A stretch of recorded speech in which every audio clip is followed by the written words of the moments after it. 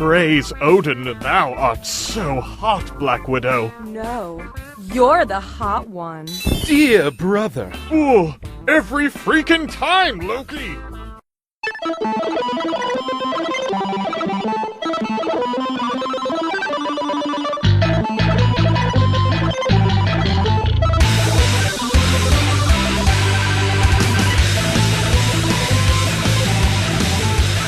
Hello and welcome to another episode of the Rolling 20s. We are the show that says, on the seventh day came another DC Universe reboot. I am Jeremy. Not again. And your name is? Remember, you can subscribe to this show and several others in the MSP library at missionstarpodcast.com. You can like us on Facebook, subscribe to us on iTunes and on Stitcher. Follow us on Twitter at the Rolling 20s. You can send us any fan mail, suggestions for the show, or hate mail at mspfreight@yahoo.com. The music you heard at the beginning of the show is by Machina Supremacy. You can find more of their discography for free download at machinasupremacy.com, as well as their latest couple of albums on amazon.com. The clip you heard is by Dorkly. It's called If the Avengers Had a Sex Scene. You can find more of their videos on youtube.com under their channel of Dorkly. You may notice that Elise is not with us this evening. There's expanded reasons for that, most of which are too complicated to get into, and I would strongly suggest you check in with a Conover podcast, because it's going to be covered in there what's going on. Believe it. How are you guys doing?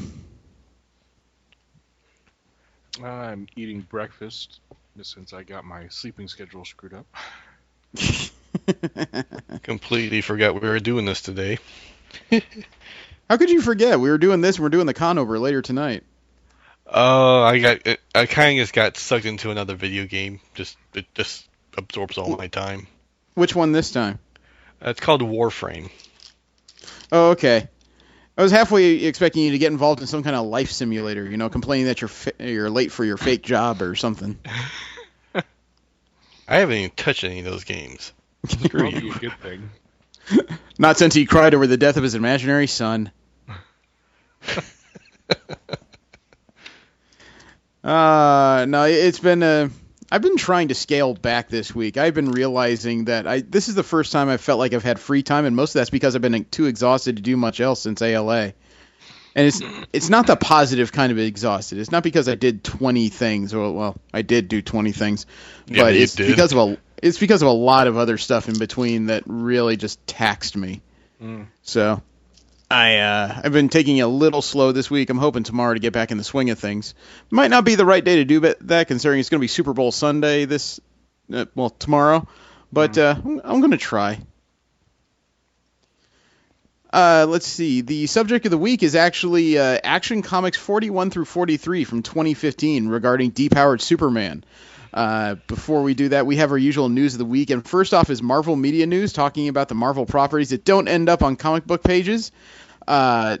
First up is a strong rumor via IO9 of the characters that are going to be in Guardians of the Galaxy Volume 2, the new film coming out, I think, in 2017.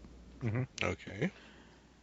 Word is that potential Guardians of the Galaxies will be Michael Rooker joining as Yondu the Archer, Karen Gillan reprising her role as Nebula, but supposedly being a Guardian this time around. I find that a bit of a stretch. Yeah. The one that's most likely is one actress we knew was cast, but there was no announcement as to who she was. Pom Klementieff.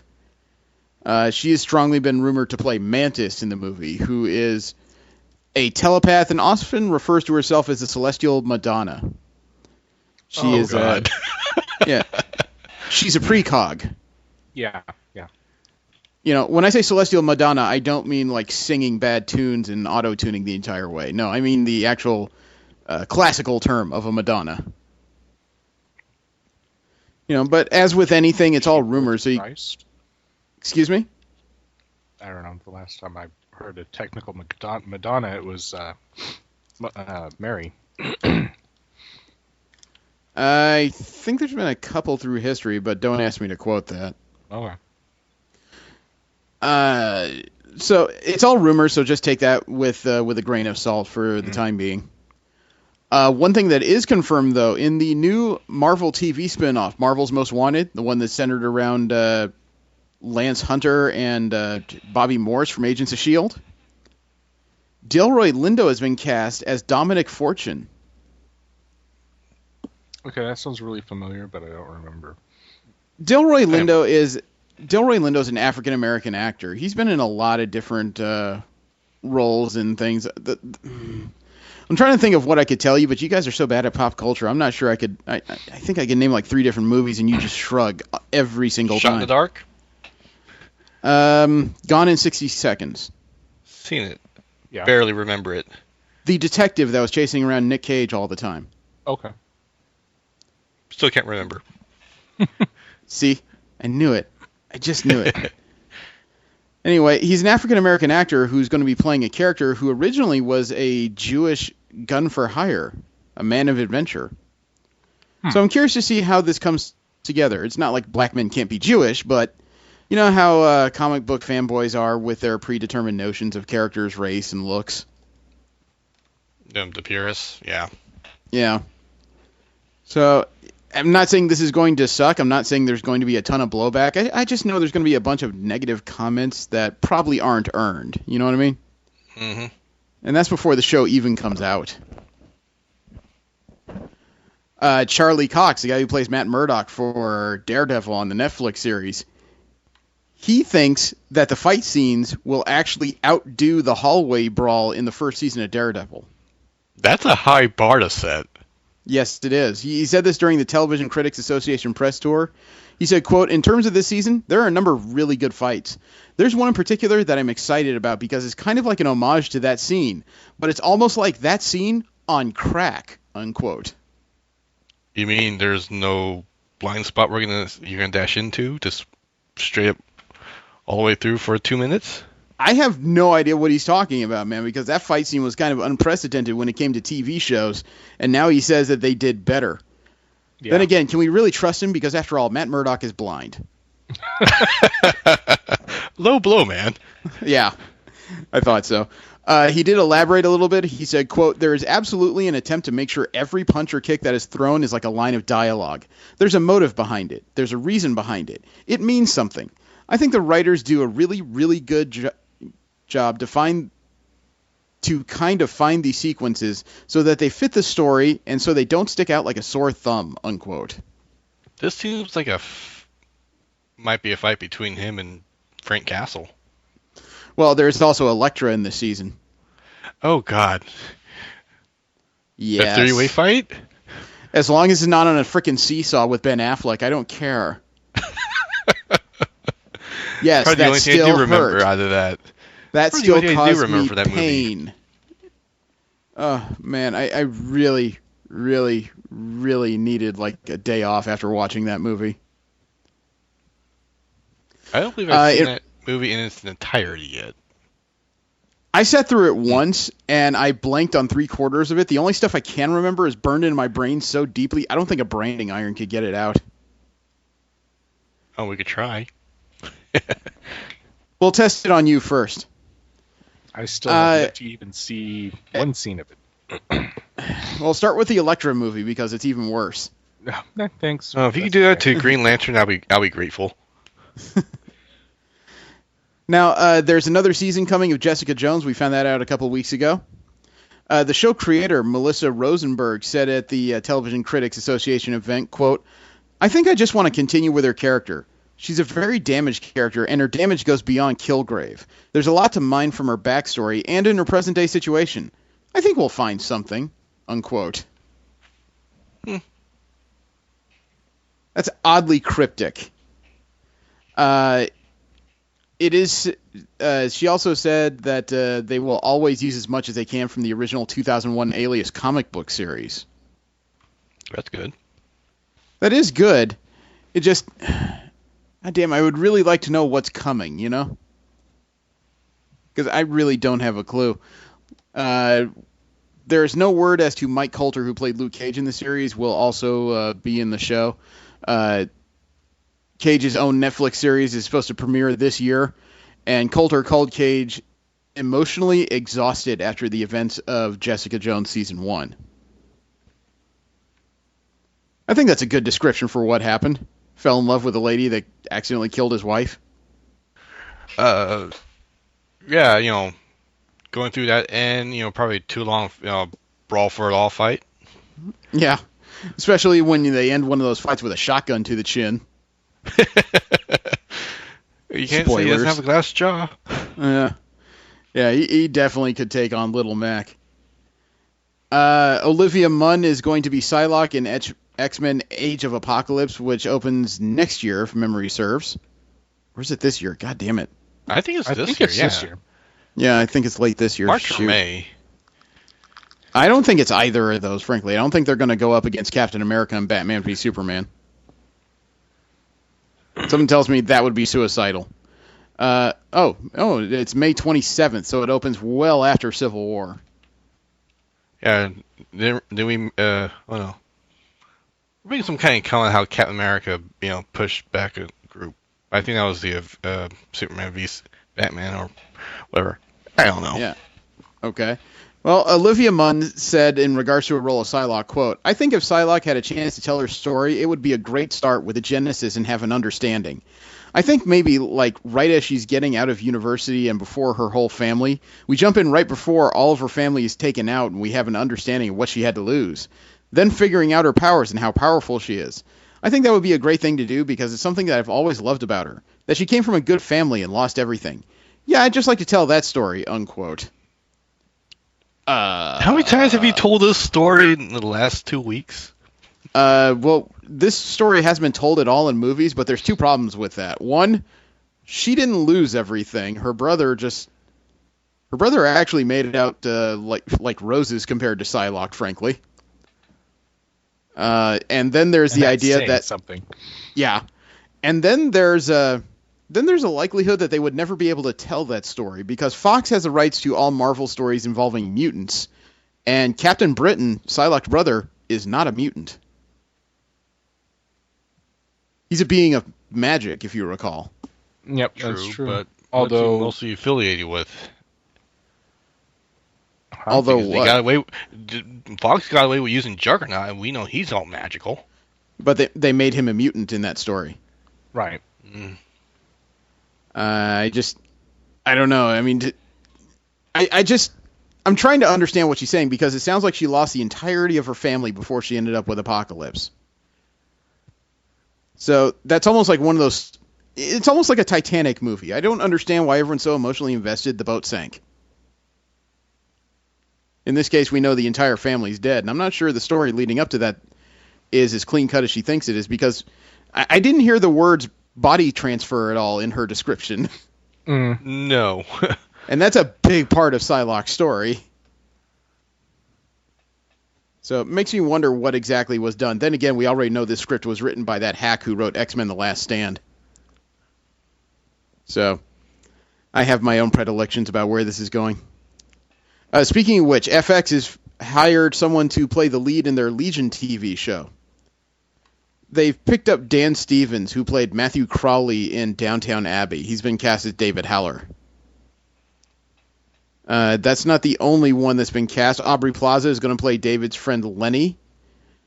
And Gene Smart has been cast as a therapist with a sharp mind and unconventional methods. Three of them are going to join. Still so in over their head. Oh, yeah. That's also joining Rachel Keller as cast as the female lead called Sid, a love interest and another potential mutant. I'd like to know what the story behind this is going to be. Is it just Legion crawling around the Earth, or is there some kind of other story going on? You would kind of have to have some overarching thing to make it, remotely interesting. Well, that's a standard of TV nowadays. It's not always what happens. So I'd just like to know what their version of storytelling is. I'd like to know what the story is before I get invested in another TV show that, for all I know, could be the Fox equivalent of, or I would, the Marvel equivalent of Gotham. I was going to say the Fox equivalent of Gotham, except Fox is doing Gotham. So, oh my God. Yeah, I knew where you were going with that. I was just waiting for you to, stumble. Yeah, I had to pull that one apart. You know what? This was news I didn't expect to get this early. You know this movie coming out next weekend that everyone's all excited about, right? Yeah. Zoolander number 2. Oh, wait. What? I thought we were talking about a different movie. We are talking about a different movie, but Zoolander 2 does come out next weekend. I thought I'd throw something out there and see if you're paying attention. No, I'm talking about the Deadpool film coming out next weekend. Yeah, it's like whatever movie coming up against that is like dead in the water. Interested in Zoolander. Well, during a fan screening in the UK, T.J. Miller, the director... Oh, no, I'm sorry. T.J. Miller plays Deadpool's sidekick, Weasel, confirmed that an unrated director's cut of the movie will be made available with the home release. Oh, and he promised that the director's cut is even more raw than the theatrical release. it better be. There's an even raunchier version of Deadpool coming for the home version. You know, that's one of those cases where I hear that and it's like, do I really want to go to the theater now? Maybe I should just wait. T.J. Miller, that name sounds familiar. T.J. Miller's been an actor in a few different projects. The most recent thing I could think of would be Transformers 4. He played the bumbler who was turned to iron during the first third of the movie. Now, Hot Toys is notorious for making some of the most expensive action figures I've seen in my life. Not statues, action figures. However, when it came to cross-promotion with Deadpool, they kind of drew it back a bit. I'm a little surprised that they went this way. Because Hot Toys is coming out with a special commemorative Coast Baby Deadpool bobblehead. It's going to be only 3.75 inches tall. Okay, that's really really cute, actually. And yes, no. There's no release date or price listed with this thing at this time. I don't know why, because as soon as the pictures come out, I know a bunch of people are going to be all over this. Mm-hmm. You know, that's the kind of thing you want to just glue to your dashboard, frankly. It's a nice bobblehead. However, Hot Toys has not given up on their domination of the expensive action figure market. Does anybody have about $466 after shipping? I wish. Once I get my federal. Yeah, well, you might want to hold on to that because this is the next thing coming out. Thanos is getting a Hot Toys action figure. It is standing taller than the others, which stand an average about 12 inches. This one will be 15 inches tall. Oh, Thanos is a giant among the other characters. Yes, but it also comes with a throne. Mario would like this. Oh, dude, I saw this and just that's a linebacker for one of the Panthers lines, man. That's huge. Look at those shoulder pads. Could give J.J. Watt a run for his money for sure. I can't say for sure I would own this, but yeah, I know a ton of people that would shell out some good money for this. I'm a little disappointed that they didn't give him an Infinity Gauntlet, though. There may be one somewhere because I don't see the official release and I don't see all the pieces that would come with this in any of the pictures we have available right now. So I would expect there is one somewhere. I don't know. I was reading the articles things and they were complaining that there was a definitive lack of accessories, including his Infinity Gauntlet. Well, it was a media unboxing. It's not like that's the final form, so I don't know. When it comes to Kotobukiya, though, Kotobukiya I'm a big fan of. They make some of the best, not action figures, but, say, vinyl models I've seen lately. And they decided to tease something, which I would bet, one, will probably be ready sometime this fall. And two, is going to be a very hot item when it comes out. Because we all know the Bishojo line, right? Mm-hmm. You know, they come up with a bunch of statues of pop culture and characters from video games and comic books that are just really cutesied up and usually done in the style of an artist named Shunya Yamashita. Well, in this one, they've done a popular alternative take because, as you can see from this teaser, if you know comic books at all, Spider-Gwen is coming to the Bishojo line. Oh. I expect this to be a very hot seller. Man, that character has really taken off in pop culture. Mm-hmm. It's not even for reasons I can really quantify. It's a unique costume for sure. It's a unique idea for sure. How this came about to be such a force, I don't know. I don't know. Good storytelling and a different take of an event. Basically, Yeah. it would have sort of took a life of its own. May have to take a look at the book and actually, see what's going on. I've read it on and off. It's not quite my cup of tea. You know, but that's a personal standpoint. So if you guys like it, you like it. It hasn't really worked for me.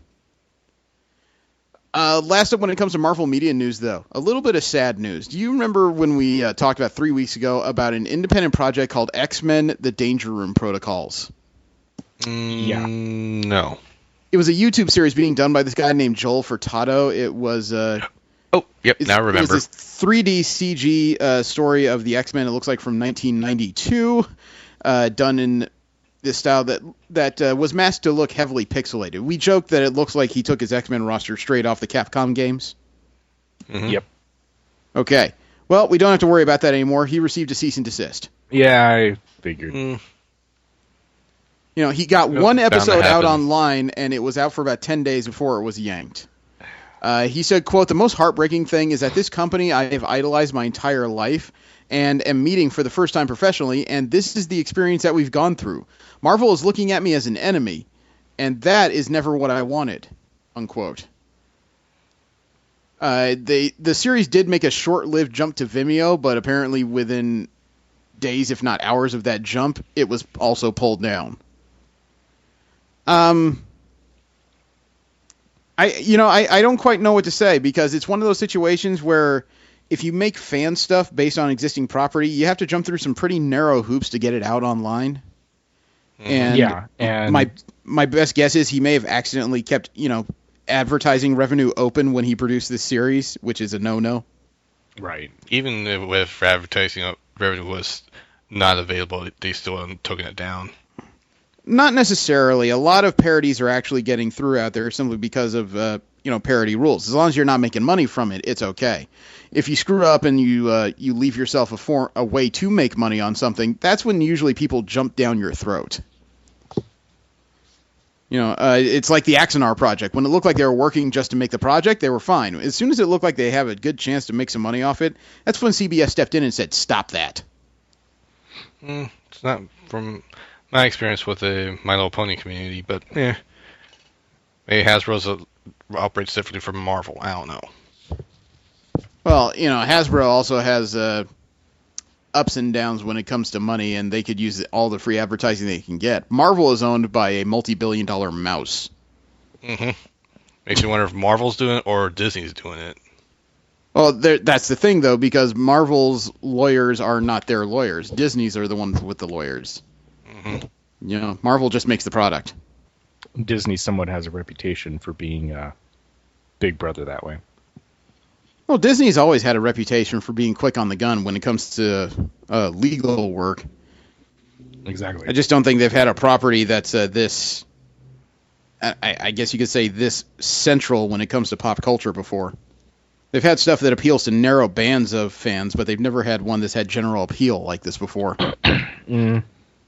Okay, we'll move into DC media news. We'll talk about the other side of the major aisles and their projects on TV, movies, and several other forms of entertainment. And first up, Zack Snyder. He's the one who directed Man of Steel. He's directing Batman v Superman. I believe he's going to direct the Justice League movie upcoming. He was on the Hall of Justice podcast, and he confirms that the other members of the Justice League, namely Aquaman, the Flash, and Cyborg, do have roles in the film, but they are very minor roles. Okay, Wonder Woman's presence is larger than theirs, but not as large as Batman or Superman's in Batman v Superman. He said, quote, "As far as the other Justice League characters go, they play a very small role. It's really just a whisper they exist, except for Wonder Woman. We see her really well. But really, the whole movie is about Batman and Superman. And we really take time with them, and we really drill down the why of them and what they stand for and all their beliefs in them as characters. That's pretty much the why of the movie. But then again, as I said, it does begin the conversation about these guys are out there," unquote. That's his context, not mine. I read every word in there. I still worry about the amount of stuff they're trying to squeeze in this film. I mean, Batman v Superman, I get it. There's not going to be much of the other characters, but I guess my question becomes, why even have them in there at that point? Yeah. I think they're just really feeling the pressure from Marvel, since they kind of got the jump on this whole multiple movies into one thing, and they're just trying to get, get it out there. Do you think they'll have even more pressure now that Fox finally seems like it's going to have a bona fide comic hit on its hands in a week? Because I think before there's been moderate success from Fox Studios before, but this is the first one that really seems to have a big amount of buzz going in. Yeah, I don't know. I don't know because it's only one movie. You know, that still puts them behind the curve as far as at least number wise, because I think Deadpool's going to do better than any of the DC ones that have. Yeah, I have no doubt Deadpool's going to be a box office hit. As for, a film to end all things, no way. This is Deadpool. I didn't say end all things. I just asking if DC has a little more pressure, since it now seems like there's two studios that are getting in major territory as far as they comic book feel films. that way. They may feel that way, but I don't think they have nothing to worry about. But yeah, they may feel that way. I don't think that they really do, because it's not even in the same, unless they start teaming Deadpool up with, lots of other people, then it really isn't the same kind of a deal, at least as far as tying in multiple movies and everything. Deadpool is tying into other movies, though, because they already announced that, Negasonic Teenage Warhead is a member of the New Mutants. Right. Okay. I suppose, but I still don't think so. Well, let's see. Okay, I get to eat crow on this one. It was officially announced last week that Supergirl and The Flash, the TV shows, will cross over this March. I saw that headline. It's going to be a special crossover episode and an upcoming Supergirl episode. It's going to air on March 28th on CBS. Greg Berlanti, who's one of the EPs on both shows, and Andrew Kinsberg said, quote, "We are so incredibly excited to announce something that we've dreamed of happening since we started making Supergirl. The Flash and Supergirl are teaming up. We want to thank Grant Gustin for making the time to come visit on top of his already immense workload, and all the folks at CBS, the CW, Warner Brothers, and DC for working this out. And finally, thanks to the fans and journalists who have kept asking for this to happen. It is our pleasure and hope to create an episode worthy of everyone's enthusiasm and support," unquote. I have so many questions about this. We discussed it when this rumor came up again, like a couple weeks ago, I think, in that I hope this is some kind of Elseworlds type tale where the two universes just kind of intersect for a moment and then they break apart, because if not, there are so many questions as to why all this crap happened in Central City and why, Big Blue, if he exists in Supergirl's universe, didn't show up for what happened in Central City. You know what I mean? Considering what they're doing with Flash right now, they're pretty much diving into the whole multiverse, so it's a possibility. They are, but Supergirl show is not in any form. Right. True, but it's still kind of in its infancy right now. So they're still trying to establish themselves. This week is the episode about the Black Mercy, the girl who has everything storyline. Right. So that's the one that's going to have young Kal-El in it. But that's not an Elseworlds thing. That is mental manipulation. Yeah. So I'm curious. However, Supergirl as a show has been, personal opinion, rather dull. Watched 5 episodes visiting.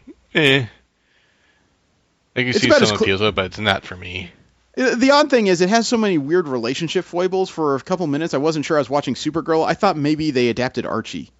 I can see that. So I had problems there. 4 DC heroes are apparently going to be on Legends of Tomorrow, the spin-off show. Mm-hmm. Okay. The DC heroes, they're going to dig kind of deep for these, because the first one that's been said to be on this show soon will be Our Man, who is a long-standing member of the Justice Society. I think there's been 3 different Our Mans. I barely remember that character exists. It's okay. I have no idea. It varies depending on which version you're talking about. I think there's been 3 different Hour Men. The most commonly known one is one that has a drug called Miraclo. When he takes it, he gets superpowers for about an hour before it wears off. I guess being Hourman is better than being Minuteman. Less jokes that way. Yeah. Another hero coming into the show is the Sandman. No, Oh. it is not the Neil Gaiman one, not the one that Joseph Gordon-Levitt's been working on a movie of. This one is actually the Golden Age hero. The Sandman has a gun that shoots gas and puts people to sleep. He's Darkwing Duck. Oh, God. Another. Sammy? I don't think that's possible. Let's see. Another hero from DC that's coming into the show is a World War II character, Sergeant Rock. He's creating the Silver Age of comics.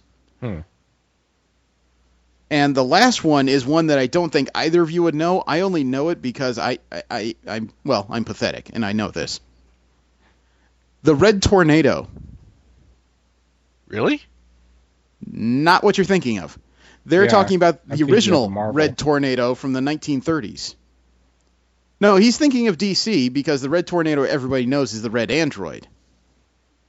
The original Red Tornado from the 1930s is an old lady who wore a pot on her head.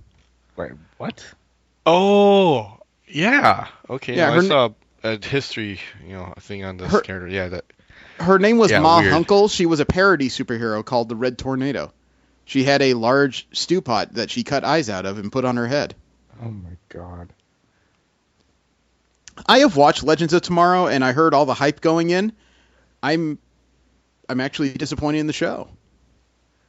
I haven't seen it yet, but I haven't, haven't recorded on my DVR yet. The hype on it was pretty tremendous as a group of, relative rogues going through time, but it's really not that. It feels like it's like every B-lister they could have found in the Flash and Arrow TV shows, plus a couple more added in, and it feels like it's an hour at a time of people just chewing the scenery. I'm really frustrated by it, and again, that's my personal opinion. If you like it, fine. It works for you. For me, it's not working. Even my wife watched the show, and she said, "I'm going to watch Legends of Tomorrow. Any recommendations?" I just said, "Hey, I'm not going to say anything." And then 40 minutes later, I get a message from her that says, "Can I have that hour back?" Oh man. Mind you, this is a lady that had surgery recently and can do nothing but sit on a couch and watch TV when she's not in bed. So entertaining her should be relatively simple at the moment. Oh no. This actually puts a little more positive spin on my week, though, when it comes to Warner Brothers and their TV projects. Because they've announced that even though TNT has passed on a Titans TV show, Warner Brothers still has plans for them. Oh really? Yeah, I saw Yeah. that headline too. Yeah. According to Chief Creative Officer Jeff Johns at DC, he said, quote, "We at DC have known about Turner nixing Titans for months and months and months. That's not news to us. We have plans for Titans. It's a huge piece of DC, and we have plans," unquote. Okay. I'd like to hear a little more elaboration on what plans is, because every time I Yeah. hear plans in a debate, all I can think is, you don't know what you're doing. I know there's a difference between political and entertainment, but it is kind of the same thing when entertainment says, "Yeah, we're working on that." "Oh, so what's going on?" "Oh, we're working on it." You ain't got squat, do you? "We're working on it." It's about the same Stop thing. being vague. Give us some details. Give us something to sink our teeth into. Okay. Gotham is promising Wrath of the Villains in the second half of their latest season. Isn't that their tagline for the second season to begin with? No, Or is that the Rise? first half of the season was Rise of the Villains. Ah.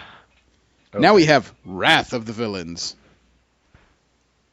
I swear, every time I hear about what they plan to do in a half a season of Gotham, I feel like I'm getting ready to watch the Star Wars prequels all over again. Gotham returns on February 29th, so it returns at the end of this month. This is supposed to be the part of the show that brings in Mr. Freeze. I saw that too. And given what they've done with the rest of the characters so far in the Batman mythos, please don't do this. Please I've seen don't. Pictures. They've already done it. No, I mean, cancel the season, rework the show. This thing is awful. I've seen people post that they enjoy it, and again, power to you, but oh, wow. This show is so ham-fisted. I The only thing I've been able to lock into as a positive portrayal would be whoever's playing Edward Nygma, and even then, they're so thin on innuendo in this show. If you don't know who it is by their first appearance, you should really be slapped upside the forehead because you're not getting it. Have you guys tried watching this show since we tested it out like months ago? I didn't even watch the. I watched a couple episodes of the new season and just kind of completely forgot about it. It hasn't gotten better. Some of the villains are so over-the-top dramatic, I expect them to be in a telenovela. It hurts. But I saw a teaser to something that is actually the first like DC media property in a while I would actually go out of my way to see. Did you guys see the trailer for Justice League versus Teen Titans? I have. This thing, wow. I was actually kind of impressed. And I say kind of because every time I see the art style in this trailer, I'm reminded of the fact that Warner Brothers decided to gut the Young Justice TV show to do a lot of their current animated stuff, and it pisses me off in certain ways. Mm-hmm. But it looks like they're finally getting something good out of it for once, because a lot of their other cartoons, really, and at least when it comes to me, fell very flat. You guys want to check out this trailer? Sure. Yeah, all right. I sent the video. Following preview has been approved to accompany this feature. What feature? Helicopter. What the hell is that? I don't know. Steve Bloom does like everything these days, though. Someone is controlling the lead. Oh my god, they're being covered in sticky tendrils like Japanese schoolgirls. You've never met a monster like Trigon. He'll bring hell on Earth. You notice how when they start telling stories about the Titans, it's always Trigon? Just like every time they start with the Justice League, it's always Darkseid. I'm a Titan. Oh, he was like the biggest thing that ever happened to that group, I believe. I would say Dr. Light was, frankly. If we can't save our own, who can we save? Why does Robin sound like he's 4? Titans, go! I don't know, but that's the same voice he's had in every iteration I've seen him in since his inception. Yeah, right. I've never liked this character. Superman. Oh my god, I think he does.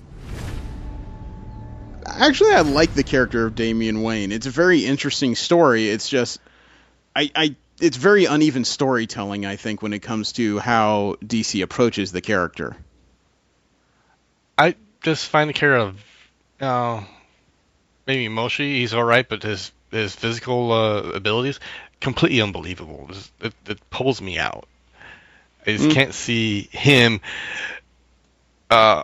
out muscling a guy that's 300 pounds of muscle. It's always bothered me. I don't know. I don't know. We know the character is super powered, so I've never really had much of a truck with that. In this iteration, he probably isn't super powered. I don't know about this one, but then again, it's a cartoon. What reality are you looking for specifically? Well, you're the guy that thinks Batman can beat Superman, so I'm surprised you're unwilling to believe that's this. because he's always got some kind of kryptonite rock hidden somewhere. Not always. We've seen that he sometimes forgets that he needs it. When it comes to figures, though, Kotobukiya has decided that they're not leaving DC behind in the lurch either. Okay. They're adding to their Bishojo line by adding a new version of a character they've already done. They've released Harley a preview of the new 52 Harley Quinn. Oh, of course. I'm not a fan of the new 52 stylings of Harley Quinn. The red and black hair to me isn't as fun as the blonde pigtails with the tips. Then again, this whole character takes a chemical bath and therefore is crazy motif doesn't work for me either. Oh, did they do that? That's been her origin since Flashpoint. Yeah. She didn't make the choice to do the stuff like she did it originally. Now it's just she took a chemical bath and came out nuts. That's kind of boring. You just clone the Joker. No, the Joker has a different origin this time around, but he made Harley Quinn by taking a hostage and then throwing the hostage in the chemical vat, and she came out Harley Quinn. So they traded origins, I guess. And last up, when it comes to DC media news, I know that Sideshow Collectibles does a lot of insane stuff, but they have really decided to step up their game in this case. They've created a statue that is $1,000. Wow. Fuck, was it made of gold? No, polystone. The thing is, though, it is a 20-inch Arkham Knight. A 20-inch Arkham Knight Harley Quinn. Pictures. It comes with multiple arms, multiple faces, and a few different accessories, actually, in this statue. Which, frankly, as a collector's statue, sounds like a nightmare to keep track of. But it does have a striped baseball bat, a can of paint, and a Jack-in-the-Box with a Harley Quinn head on it, as well as, looks like versions of Batman and Joker plushies. Mm-hmm. And, I if it wasn't for the fact that it's $1,000, I like this quite a bit, actually. I like the somewhat whimsical design of the character with the inherent danger of somebody who's wandering around with a baseball bat. I like the playfulness. Yeah. Oh, no, this is Arkham Knight, so she's running around Gotham. All right, that's not any better. But the alternate faces are actually pretty nifty as well. The winking and the tongue between the teeth thing. Mm-hmm. Yeah, there's a lot of detail in this. But then again, I guess detail is much easier when it's freaking huge. So, yeah, I know Prime 1 Studios is the one that put this together, but I've seen the ads on Sideshow for this thing to come out. So, goodness, I do not have $1,000 to spend per piece on these things. Yeah. That's just not the way I roll. If I had $1,000 to spend on these things, man, my life would be so much different in general. Okay. We have general media news. We'll talk about the comic book properties that aren't necessarily Marvel and DC related, that are coming to TV, movies, and other things near you. First off is something that is loosely DC related because it was a Vertigo series, Lucifer. Lucifer's show opened up a couple weeks ago on Mondays on Fox. Apparently the ratings are pretty solid. I don't know about spectacular, but people seem to be enjoying it. I know I enjoyed what I saw of it originally.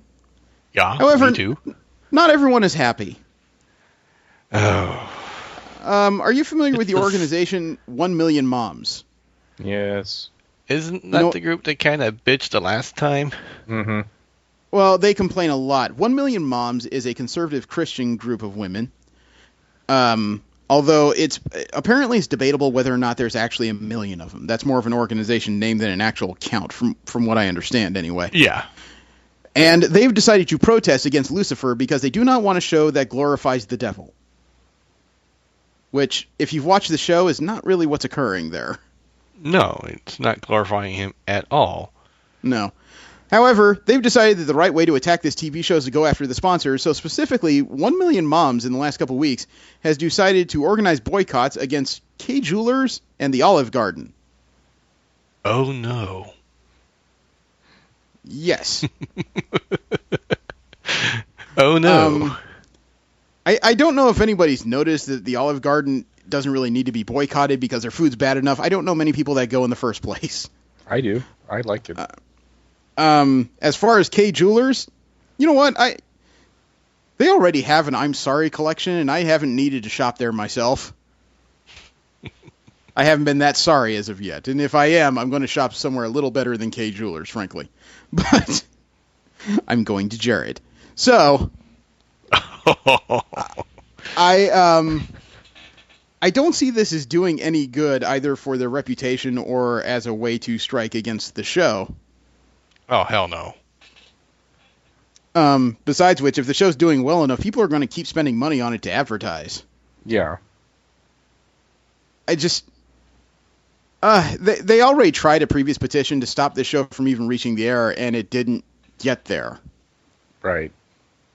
You know, this is... It was signatures, if I remember correctly. Yeah, it was a change.org petition, which is where you always go to kind of put things up. However, they also added it to their own website. 1millionmoms.com. And the petition gathered a total, by the time it was closed, of 37,547 signatures. Which means either the other group. Probably. Which means 1 million mom doesn't even have 10% of 1 million at this point. So, go figure. Stan Lee Media is being sued. Oh? Oh, read this headline too. Yeah. Do you guys remember Stan Lee Media? No, I didn't know it existed until recently. You had to have, because we've talked about this prior, like a couple times. This shows you how much I pay attention. Okay. Stan Lee Media is a company that partnered with Stan Lee during the late 90s and early 2000s, during the latter stage of the dot-com bubble. The idea was that Stan Lee would sign contracts. Well, he signed contracts with him originally to produce original media shows based on original works of his. Not the Marvel stuff per se, but new original comic book concepts he was coming up with. Okay? Okay. Mm-hmm. All right. When the dot-com bubble burst and the funding started to dry up, Stan Lee transferred the rights to a lot of these new properties he was doing over to his own entertainment studio he was forming, POW Media, which is still in existence. They're the ones who Stan Lee works under whenever he goes to Kamikaze or announces new projects these days. Okay. Now, Stan Lee Media said that because of the contract Stan Lee signed back in 1998, that they had partial ownership of several of his properties that did make it to media, including Iron Man and a lot of the subsequent Avengers movies that came out under Universal and then Marvel Studios.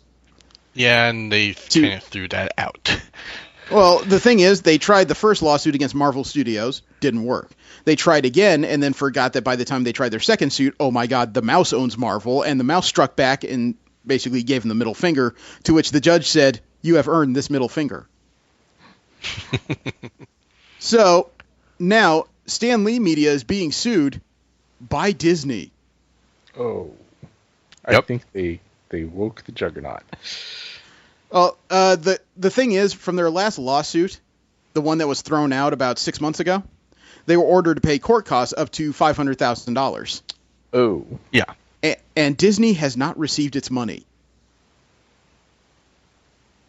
But this is where the depths of Stan Lee Media are kind of getting a spotlight thrown on, because Stan Lee Media claims it can't pay because one of its principal investors, someone only identified as Mr. Woke, W-O-L-K, who is apparently the majority owner of Stan Lee Media Incorporated, is nowhere to be found. Supposedly he's been sick lately. Of course. Also, Stan Lee Media's funds and their accounts have been drained down to $2,000. Yep. The rest have been paid in legal fees to Mr. Woke. Legal? Okay. Yeah, nobody has identified who this Mr. Woke is, and Stan Lee Media won't say who he is, or they don't know. I don't know which. So this whole thing just gets even weirder. The person for whatever reason. It could be a dummy account. Oh, but this story actually gets better. The CEO and co-founder of Stan Lee Media is a man named Peter F. Paul. Okay? Okay. Paul had been a major financial backer of Hillary Clinton's U.S. Senate campaign back in the 2008. And he even lobbied to get Bill Clinton to join Stan Lee Media's board of directors. Paul produced videos at one point showing Stan Lee participating in campaign finance calls for the Clintons. And Mr. Peter Paul has also been convicted to a 10-year prison term in 2009 for fraud. Okay. This whole thing is turning into such a crap storm. I'm having trouble just following it. And you know right now that Stan Lee at 92 is sitting in his office just kind of folding his arms going, not my problem.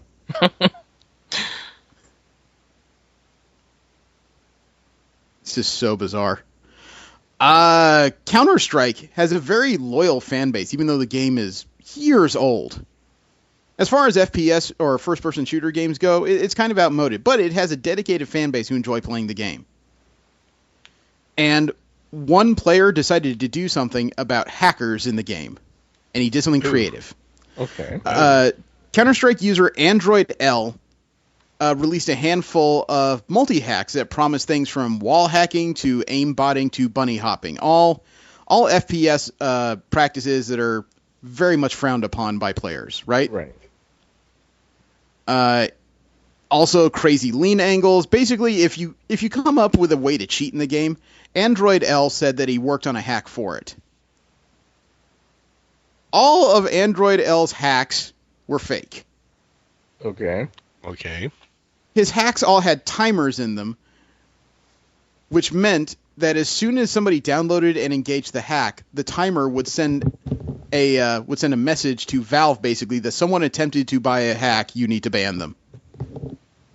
Oh.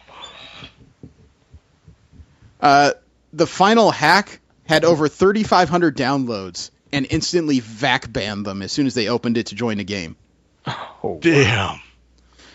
Android L's hacks received 26,000 views, and by the time it was done, over 5,500 downloads.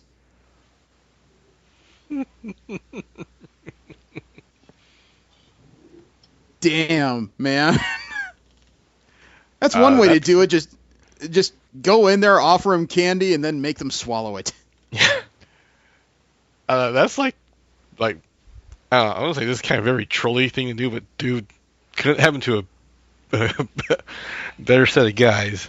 yeah. Man, well, he decided to do something about it, and boy, did he. It doesn't wow. really solve anything because I'm pretty sure you can just make a new account, but I don't know about that because I admit I don't play many Steam games. The format doesn't appeal to me in general, so I really don't know. However, that actually could set them back quite a ways. If you recall, though, Counter-Strike actually has a trade when it comes to game skins. right.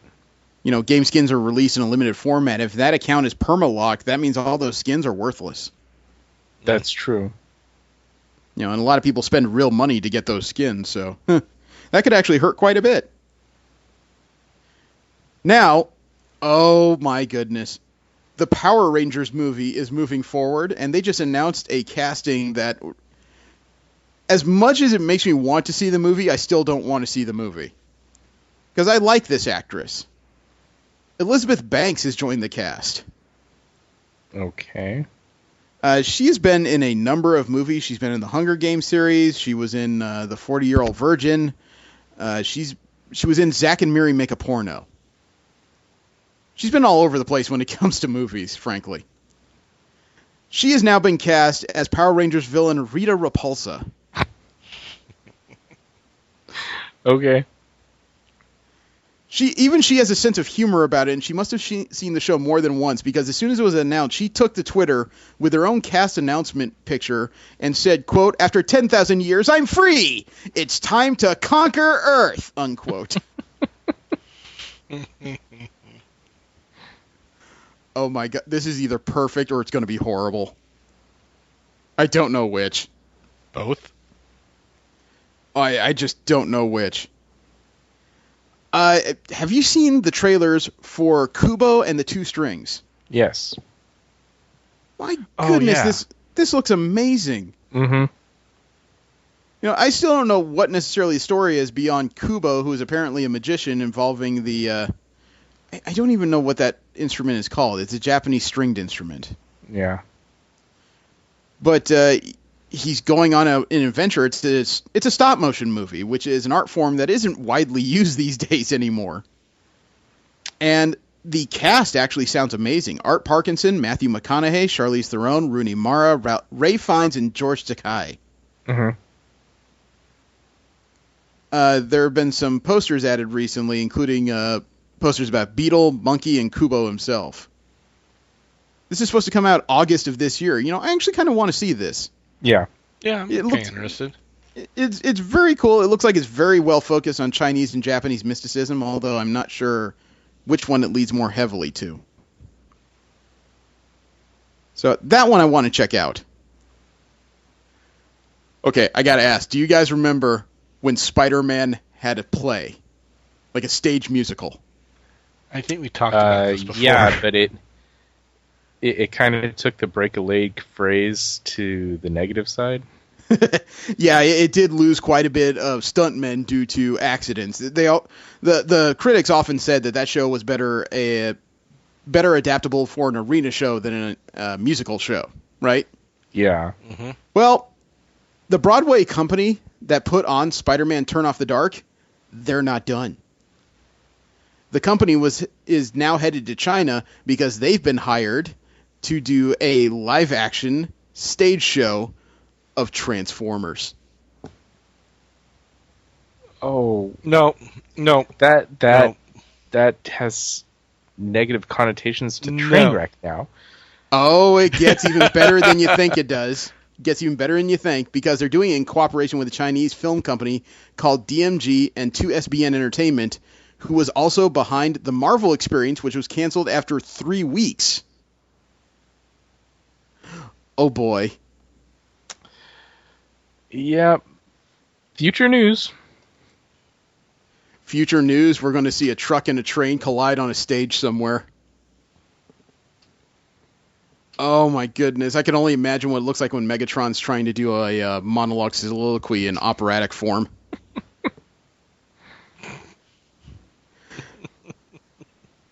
Speaking of which, there was an announcement of a potential rumor that sounds a lot like the toy version of the Mega Powers. Mattel and Hasbro are currently in works to see if they can merge their companies. Yeah, I saw this too. Huh. This is according to Bloomberg News, which is a financial paper. This would combine the companies that own Transformers, My Little Pony, Furby, Barbie, and Hot Wheels. Which would make a really terrible movie. But I thought they called it Toy Story. well, it gets even weirder than you think lately, because there's actually a company right now who said, no, you can't do this. That would make too powerful of a company. And oddly enough, the one saying that is the mouse, Disney, has filed papers against this merger. Well, of course they did. Why do you think they did? Because that's a threat. Of what? Squeezing out on some of their business, I would assume. Well, Hasbro's dishing out the Star Wars line, so. Mm-hmm. Hasbro is actually, I think, also working on the smaller Marvel figures. I think this has to do with something else personally. I think it has to do with Disney worried that if the two companies merge, competition will be much less, and therefore they'll have to pay prices according to one mega toy company. Otherwise, they can't get their toys made. Ah, yeah. They can't get counter bids anymore if this goes through. Or if they did, it would be by lesser toy companies, which they can't really afford to do at this point. So as interesting as this potential merger sounds, and boy, would that make a hell of a big booth at Comic-Con. I just, it's one of those rare instances where I got to agree with a bigger company. This would be a merger of such a format that the action figure market would be glutted by one megacore. That is true. And that would not be a good thing. Now, Kotobukiya, once again, is previewing Bashoujo. But this has nothing to do with Marvel or DC. Actually, this has to do with horror movies, believe it or not. Oh, yeah, I saw that link. Yeah, they had Freddy Krueger. I think they had Jason. Now they've added 2 more teasers that imply Chucky from the Child's Play movies and Edward Scissorhands. Yeah. You know what? You would have to do something extraordinary for me to find Edward Scissorhands sexual at all. Because every time I think about that, all I can think of is like the world's worst bris. Well, it looks like they turned it into a chick, so... Well, all Bashoujos are female, so that's not surprising. I know. However, that would still not be enough, because first of all, I don't find those hands at all appealing. No. I don't mind saying it. Garden shears are not sexy to me. All I can think of is that as much as I like the Bashoujo line, these are going to be very sexually confusing. I've always had a personal hatred for Chucky. I've never found that particular horror movie at all horrifying, other than the fact that it was made. Never watched it. It was never appealing to me. However, there part is of one of the movies. Now there is something I would like to get my hands on, but it's limited edition to only 500 apiece, and frankly, I don't have the money for this. there are going to be full-scale, 1-to-1 scale replicas of the helmets of Spartan Jamison Locke and Spartan Kelly from Halo 5 Guardians. Really? Yes. They're going to weigh in at 15 pounds apiece and have working LED lights on them even. You can currently pre-order... Well, you can currently pre-order them from Project Triforce. The deposit, just the deposit, is $162.50. There is no word as to what... Oh, I'm sorry. The full amount on Spartan Locke is $650. If you can actually put this on your head, that actually is not a bad cost. However, something tells me these things were not made to be worn. Spartan Kelly is also $650 by the end of the day. The average dimensions are going to be about 14 inches tall and around 11 inches wide, about 15 inches deep. They're going to be estimated to be shipped in the third quarter of 2016. You know, that would be odd for me to have an XFL helmet and then next to it this pair of helmets. Somebody would just ask a ton of questions I am not prepared for. You guys want a link so you can see what these will look like? Yeah, why not? Sure. I like the working LED lights, but yeah, after the lights, I don't know what I do with these things. It's probably better I don't have the money for them, because as cool as they are, I don't know what I do. The Spartan Kelly helmet looks like a design that could have come straight out of Destiny, frankly. Although it also looks like you could headbutt somebody with that visor. Oh, put on scare the crap out of people. I don't think you can put these on. I don't see any seams here, and the hole for the opening where the head usually goes looks like it's just big enough for a neck, and a very small one at that. Then again, I have a 17-inch neck. What I consider small is, all in perspective, I should say. I think I can see a seam, but I'm not sure if these latches are actually legit. If it does come apart, it looks like it's 1, 2, 3, 4 components. I don't see those latches moving. Yeah, that's what I'm kind of wondering. If those latches are functional, I don't think then yeah, you could probably put it on. I seriously doubt it. I don't think these are made to be put on. If it was made to be put on, I think they would have added that to the promo pics of how this thing opens, where the hinges are at. This looks way too static. Now, Disney Avenue is a website. Disney Avenue is a website I'm not overly familiar with, but they actually had an interesting photo collage. It probably had to do with Disney's 60th anniversary, which was this past year. They had a link of 80 photos of Imagineers working to put together the parks. Ooh. This is actually kind of amazing. I know I was just there in January, literally. And I never really thought about... Well, I thought on and off about the work necessary to put it together. If you scroll through, there are some amazing photos of what they were doing to try and make these parks. The photo of the two ladies airbrushing a pig, I wonder if that's what they thought they'd be doing with their time. See, does anybody know about the... what does that look like, a 1930s or 1920s car with a guy that looks like his neck is too long? I don't know what that's about. Could have been Flubber. Oh, maybe. It looks like there's... It might be him trying to hold his hat down. Yeah. That almost looks like two guys a couple pictures down working on Main Street when it was still in a studio, like they were prepping the walls to be moved or something. Although I'm sure that's wrong. The picture of the guys digging out what must have been very early Disneyland and planting things in the ground with a helicopter overhead, man, that looks... It's kind of amazing to think that was 6 decades ago. Because if you go out there now, it's city as far as you can see. Mm-hmm.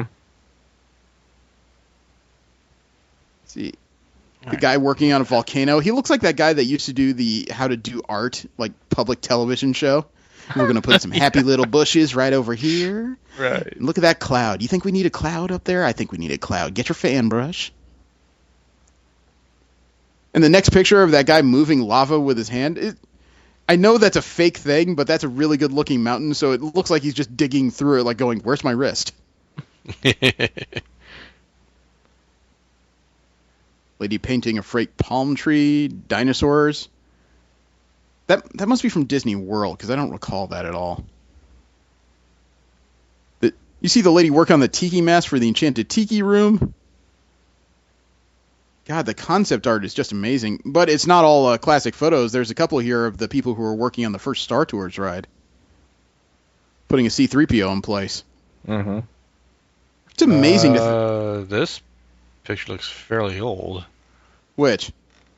I want to put C-3PO together? It couldn't be that old, because Star Tours didn't come in until, what, I want to say 1996. No, 94, I think. Mm-hmm. Yeah. Star Tours? No, I remember getting on that ride when I was like 3. Well, no, Star Tours came in after I moved down to Los Angeles. And I moved down here in 1992. And then we went to grad night in 1995. Because that thing definitely wasn't in existence when I was a kid. My dad would have dragged me on it so many times it would have killed me. I remember going on it, and I wasn't, but then again, we're older than Jesse, but I do remember going on it several times. Star Tours opened April 12th, 1992. Okay, 92. Let's see. I think there's a couple pictures here from It's a Small World, but I'm not entirely sure about that. A couple gardens. Okay, the pictures of them assembling Main Street are just creepy. I just got to that point. Yeah, it is a little bit creepy. Isn't that the restaurant? That looks a lot like the restaurant we went to, doesn't it? The Carnation Cafe. Oh, okay. It looks eerily like it. And then the pictures of them assembling, like, the top of Cinderella's castle. Not sure what the film room is about. Yeah, this is interesting, but it's provoking a lot of memories I'm not prepared for. You know what I mean? Yeah, the merry-go-round horse. Yeah. Oh, God, that's right. I was talking about you guys. I was talking with you guys like you were at the Carnation Cafe. I was there with some other people. Duh. You were supposed to be there. That's right. We were supposed to be there. Okay. Do you guys want to take ninja training courses? I know myself. There is no way I would survive that. Yeah, me too.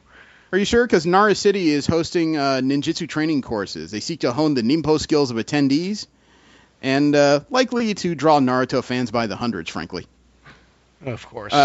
They offer training in archery, shuriken, swordplay, blowguns, art of stealth. Well, maybe not stealth. Yeah, I was going to say, if this is Naruto stealth, it's probably not very stealthy. You know, oddly enough, though, the lessons are only $16 per day. It's actually pretty cheap for what they're offering. Yeah. You know, anybody can be a fat ninja. And last up is, sometimes when I go through art for Japanese media, I come across characters who are drawn in this weird keyhole lingerie set that has to do with cats. Okay. It's like this weird black and white lingerie set. It's all cat motif. It's just one of those things where I keep looking at it going, why is this coming around? Why am I looking at this? So I finally found out what this is about. Okay. Turns out, they've made an actual lingerie line out of these pictures. It's an actual key-themed keyhole lingerie set. Oh. Complete with a cat's head in the cleavage area. And, bikini-style bottoms? You can apparently buy these things with socks. You can either go to one website for $34, or you can go to AliExpress, and you can get these for under $22 per set. However, it is one size fits all, so something tells me these are not made for U.S.-sized women. Go fig, right? Uh, Did you buy these for somebody? I have no one to buy them for. Yeah. Oddly enough, I know a couple people that would wear them. However, if I brought it to my wife, that would be a punchin'. Probably make you wear it. It's one size fits all, so that means it can't happen. The one thing I've learned about me, I am not all, whatever that is. Okay, next up is Marvel comic news. We'll talk about the Marvel properties that will end up in the comic book pages, usually in the near future.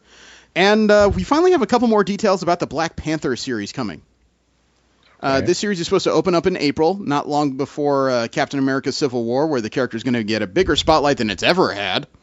As you recall, the writer, Ta-Nehisi Coates, a novelist, has said that this series will have to do a lot with class warfare and the themes of monarchy versus the people. Mm-hmm.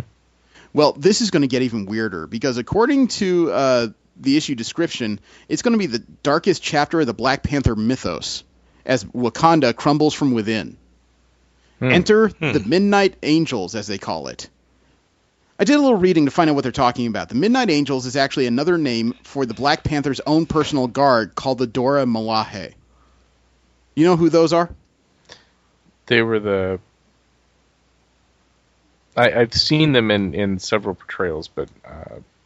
Okay, the Dora Milaje are female warriors who are tasked with safeguarding the Panther. Right.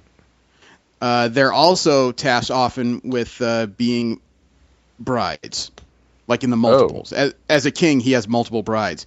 Apparently, this little class warfare is being kicked off by two of the Dora Milaje. So this isn't just a cultural thing. It is a cultural thing in addition to a class thing. It sounds like it's a total pushback of this island nation, which is rich with vibranium, against its own monarchy. This could be a very interesting comic, frankly. Mm-hmm. You know, I've never heard of the Panther's own origin being taken in such a way, but frankly, it makes me more curious to read it. I always like stories that are nice and complex. And boy, this sounds like it has in spades. Mm-hmm. 2 weeks ago, we read that teaser from Marvel that just had a black background and said the words "Dead No More." Right. Yep. We have one more detail added to it, and it doesn't help. Nope. Did you see it? Yeah. Yeah. At ALA, in fact. Oh, okay. Dead No More is now in a red background with a spider web behind it, which says a little bit about where it's going to happen, but it still doesn't tell us what in the hell this means. It's going to be Uncle Ben. How can I you still say think that it's so gonna be Doc Ock. steadfastly? Because it's highly unlikely to be true. Okay, because actually there have been a couple characters returning from the dead already, except they're not Peter Parker related. Since Spider-Man has come back from the Secret Wars, let's see, the one-time wife of the Rhino has been resurrected by some mysterious party that wants his loyalty. Also resurrected are the wife and son of Kurt Connors, the Lizard, for his loyalty. Somebody is also trying to make... So there have been people returning from the dead already, and it's already costing Peter Parker because somebody's aligning some of his worst enemies. Mm-hmm. Let alone, there's still other characters that could be factored in here. You know, there's Gwen Stacy. There's Ben Reilly, the Scarlet Spider. There's Silver Sable. She died not long ago herself. There's so many potential answers as to what this could be, and all of it's creepy. Mm-hmm. So I have no idea where this is headed. But Craven. Craven's already back. He's pissed off is because he? he can't die. Oh. Really? He was resurrected in such a way that as much as he'd like to be dead, he can't be. He's an immortal. Oops. Yeah. Duh. Wow. Marvel is actually bringing back a former tradition of theirs that they haven't had since, I think, the 80s. They're bringing back the Treasury Edition. The Treasury Edition was oversized reprintings of comic books they previously made. They were made in a 10 by 14 format instead of the standard 8.5 by 11s. They're doing this for their run of Spidey. Spidey is a new comic that's come out recently retelling some of the earlier days of Spider-Man's history when Peter Parker was still in high school and trying to understand his abilities in full. So it's a throwback series.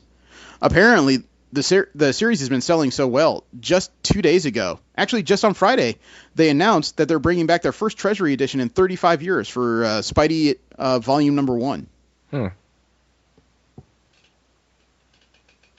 know, I know that Spider-Man has often been one of the characters that outsells a lot of other traditional comic book characters, but damn, dude. I guess when it's hot, you go with it, you know? Yep.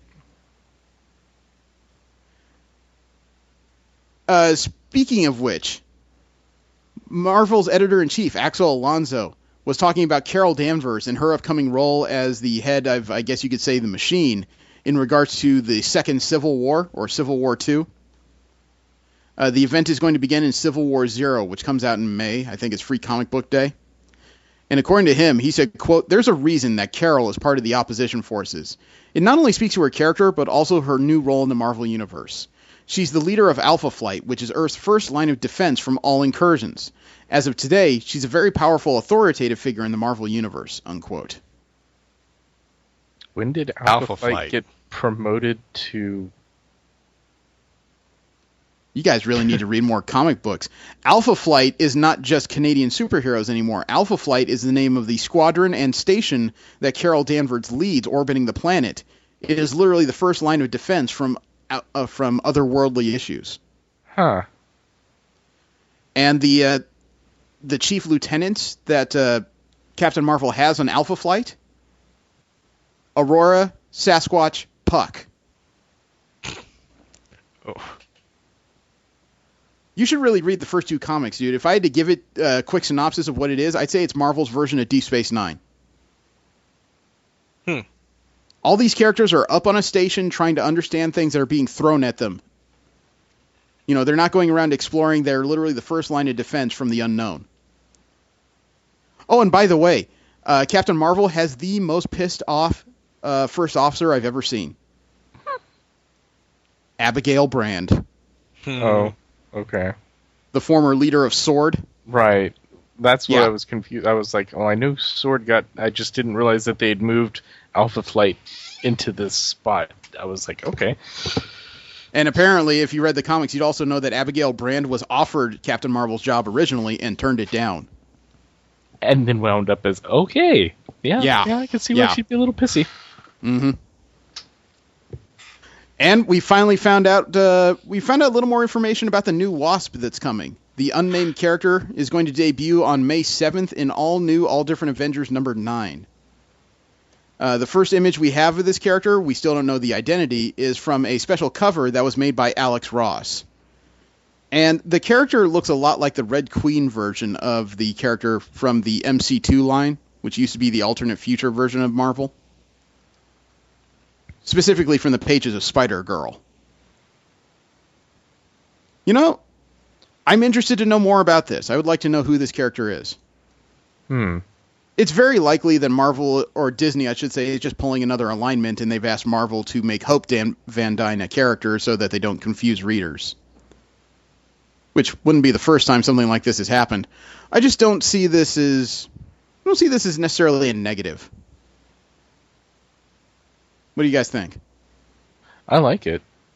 I It's a can't good say I'm design. a fan of the color scheme, but yeah, it's all right. You know, I've seen people complaining online about Janet Van Dyne not being the Wasp. How different is it really? One person actually said, "I'm sick of Alex Ross." Really? Yeah.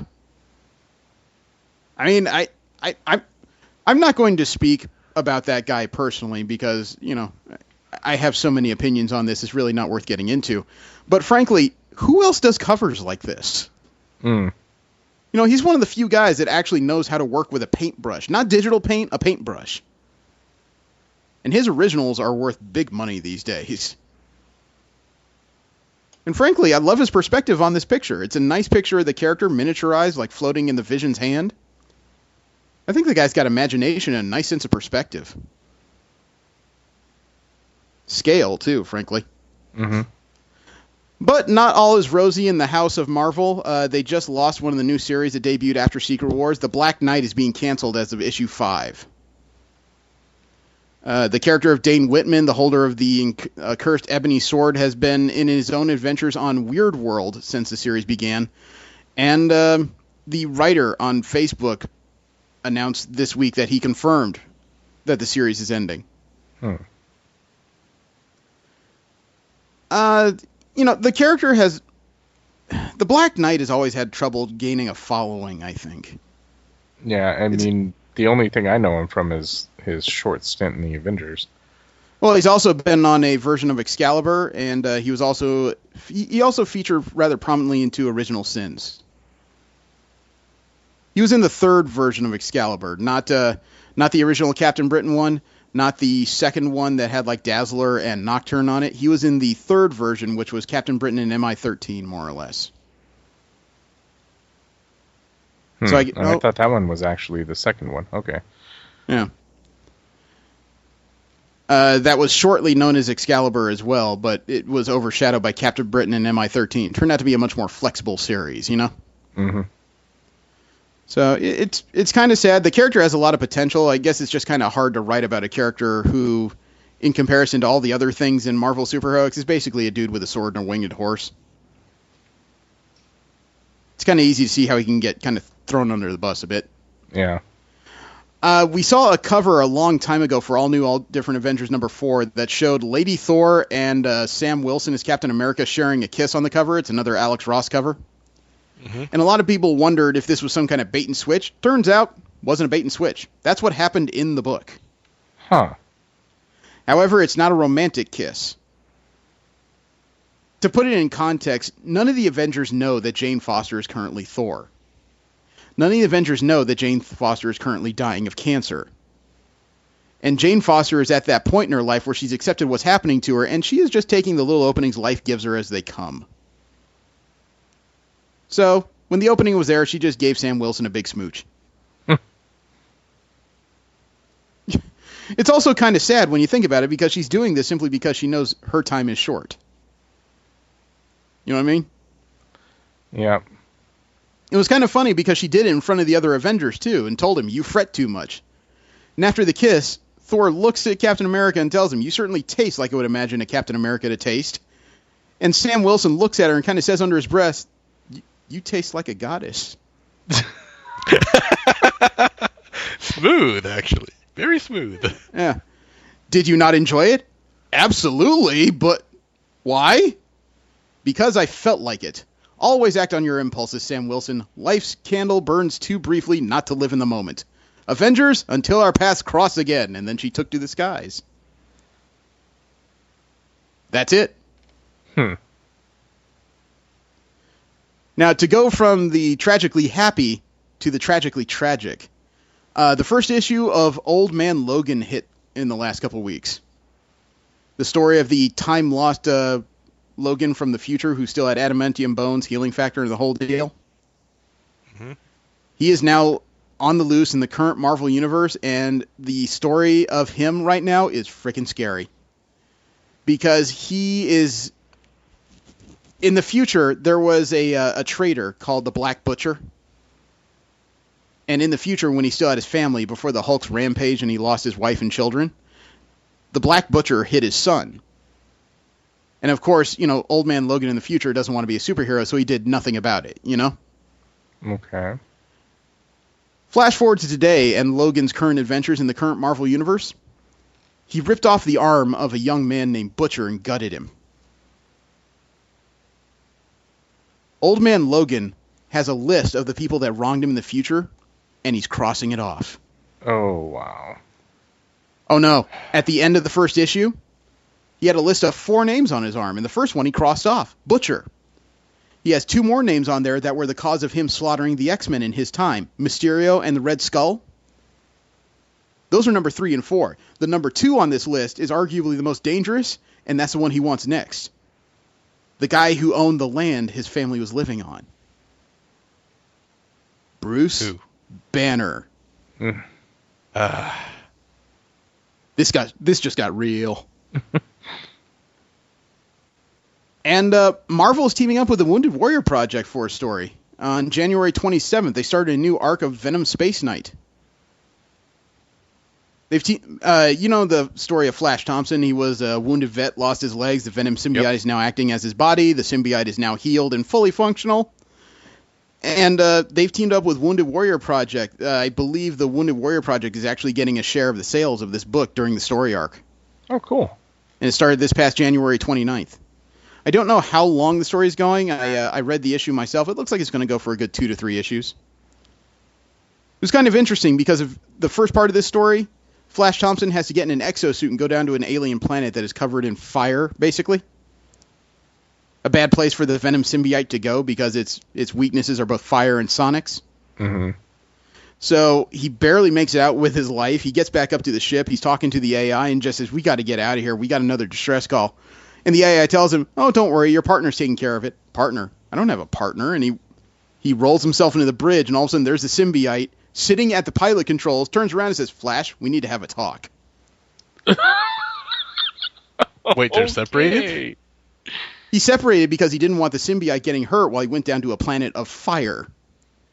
Oh, fuck. He got in an exosuit, so he told it to stay on the ship. And apparently, not only did it stay on the ship, but it's fully sentient now. Wow. I need to read this. So this just got groovy. And last up, when it comes to Marvel comic news, IO9 and Rob Bricken decided to release a primer of facts you should probably know about Apocalypse ahead of the Age of Apocalypse film coming up by Fox. Okay. Mm-hmm. It's not a bad list. They covered 17 items here, actually. Is it one of those cases where I should just go through the major points and you should stop me if you're curious? Yeah. I think so. Okay. Number 1, he's old as heck. He was born approximately 5,000 years ago in Aqaba, which was in modern-day Jordan. Item number 2, his main goal is making sure only the strongest survive. I think that's a dud to most people that have ever heard this character. Item number 3, he's one of the most powerful mutants ever. Do you guys know his actual power set? That's something that I never really knew. I don't know it specifically. I know what he's capable of, but I never knew what it was specifically. Quote, besides having extra super strength, Apocalypse can alter his body to suit any need. He can change his mass, size, and weight, allowing him to grow to the size of the Statue of Liberty. He can turn his limbs into weapons ranging from swords to laser cannons. He can pop out extra arms. He can sprout wings and grow gills. He can disguise himself as pretty much anyone. It's like he can evolve himself to survive any situation. Get it? He has a crazy effective healing power, which makes him almost invulnerable. He can fire energy blasts out of pretty much any part of his body. He can fly. He has super speed. He has both telepathy and telekinesis. It should not be a surprise that he's held his own against an entire team of X-Men on numerous occasions, unquote. Yeah, I remember the morphing arms, but... Yeah, I remember the... well. Yeah, I remember size changing quite a bit. He's also not just a mutant, though, according to item number 4, which is true. He also has celestial armor. Oh, right. Back when he was young, he found the celestial technology in a cave, and he donned it. It also helps enhance his powers. Item number 5, he's a fondness for selecting 4 minions and dubbing them horsemen. Mm-hmm. And those horsemen have at different times included Angel, the Hulk, Wolverine, Gambit, the Sentry, and a lot more. Scary people. Yep. Item number 6, he has a very intense relationship with the Summers family. Yeah. Let me read through this because this gets complicated. Quote, my apologies because this is the point where the wrecking ball that is X-Men comics continuity comes in. In the modern Marvel universe, Apocalypse first woke up about a century earlier than planned when he felt the arrival of strange energy. That energy was the hero Cable, who had traveled back in time to stop Apocalypse from conquering the planet and ruling it for the next 19 centuries. Cable is the Nathan, the son of the X-Men, Cyclops and Madeline Pryor, who was secretly a clone of Jean Grey. Nathan was infected with a technovirus as a baby by Apocalypse and sent to the future to cure him, where he ended up growing up under Apocalypse's nightmare regime. Cable hates Apocalypse. In the future, someone cloned Cable and Apocalypse stole that baby, raised him, and he ended up as the insane X-Men villain Strife, who hated both Cyclops and Apocalypse because daddy issues. Whew! And this is legitimately just the beginning of their crazy messed-up relationship, unquote. Yeah. Item number 7, he'll fight anybody, including other villains. He's fought against Onslaught because it would destroy the world. He's fought against the High Evolutionary because their goals clash. He's fought against Celestials, and he's fought against the Eternals. The Eternals, the Eternals, who are basically demigods, have called Apocalypse their ancient nemesis. Item number 8, he conquered the whole world for a while, although that's a technicality because of time travel. The Age of Apocalypse. As we've discussed on this show, item number 11 is that Apocalypse has created Mr. Sinister, which has turned out to be the bane of his existence. Item number 12, he can sometimes be helpful, although not intentionally. He's the guy that created Archangel, if you recall. Correct. And Caliban. Yeah. He Yeah, didn't that create was the one of original his character. more scary changes for... Yeah. He didn't create the mutant Caliban, but he augmented him to the point where, holy frick. Yeah. He can be very petty, but he's a villain, so that's kind of known. Item number 15, he was very upset about the House of M. I could see why. Well, it's because it decimated mutants. Yeah. He was recently a chill little kid. They're referring to the child clone of his, Evan. Also known as Genesis, currently in the all-new X-Men. And last item here was one I wasn't aware of, but I guess I should have been. Apocalypse is Poe Dameron. Oscar Isaac, the guy who played Poe Dameron in the Star Wars movie, is the one playing Apocalypse in this film. Huh. Go figure. We now have DC comic news. We talk about DC's latest projects that will end up on their comic book pages. Last time we got together for a formal show was a couple weeks ago, and you guys talked about my man crush of Jim Lee. Mm-hmm. He actually favors a little bit into this week because he's doing a drawn cover for Empire magazine in regards to Batman v Superman. Yeah. I mean, we've discussed his style. He has a very unique style when it comes to comic books, and now he gets to put it on top of an entertainment magazine. And you know what? If the whole movie looked like this, I'd probably be a lot more excited. Check this out. Huh. Oh, nice. That puts a very different spin on that film, doesn't it? Oh, yeah. But, of course, the movie's not going to look like that. It's going to look like something Zack Snyder did. And if you know this show long enough, or if you've listened to this show, I should say, you know that I'm not a fan of Zack Snyder. I don't think he knows how to tell a visual story. Jim Lee, I think that's all he does. Yeah. When it comes to depowered Superman, we already know that as of this March, he's getting his powers back just ahead of the Batman v Superman movie. If you think that's a coincidence, boy, do I have an awesome bridge to sell you in Arizona. He found a way to try to get his powers back that sort of worked, but it may have been completely stupid. He decided to shove himself in a vault full of kryptonite. Wait, what? Yeah. His apparent idea was that because of Vandal Savage apparently pulling away a lot of his healthy cells, and then the damage he took from the super flare, he had a layer of cells covering his body that weren't identifying as Kryptonian. They were just kind of unhealthy cells, as they put it. So his idea was basically kryptonite chemo. He wanted to use kryptonite to burn off the unhealthy cells so they could get to the good Kryptonian cells that would charge up with solar energy underneath. Okay. Well, I guess that makes somewhat sense. Yeah. The thing is, it's partially worked. Because now he is gaining strength pretty quickly. The problem is that his unhealthy cells, while they are responding to the kryptonite, they're responding a little too well. His unhealthy cells weren't burned off. They absorbed the kryptonite radiation. So now he's got this layer of unhealthy cells full of kryptonite radiation, killing the healthy cells underneath them, but they are still charging up with the kryptonite. Wow. It's like he's turning into Ultraman from Forever Evil. At least he's not turning into Prime. Now, he does have some flight right now. He does have more strength. Not as much as his peak, but more strength. And he has a side effect power. He doesn't have his super senses back, but he can apparently hear transmission and energy waves. Interesting. Yes. So he can actually hear signals from all around the world right now. I wonder if that's going to be a permanent change.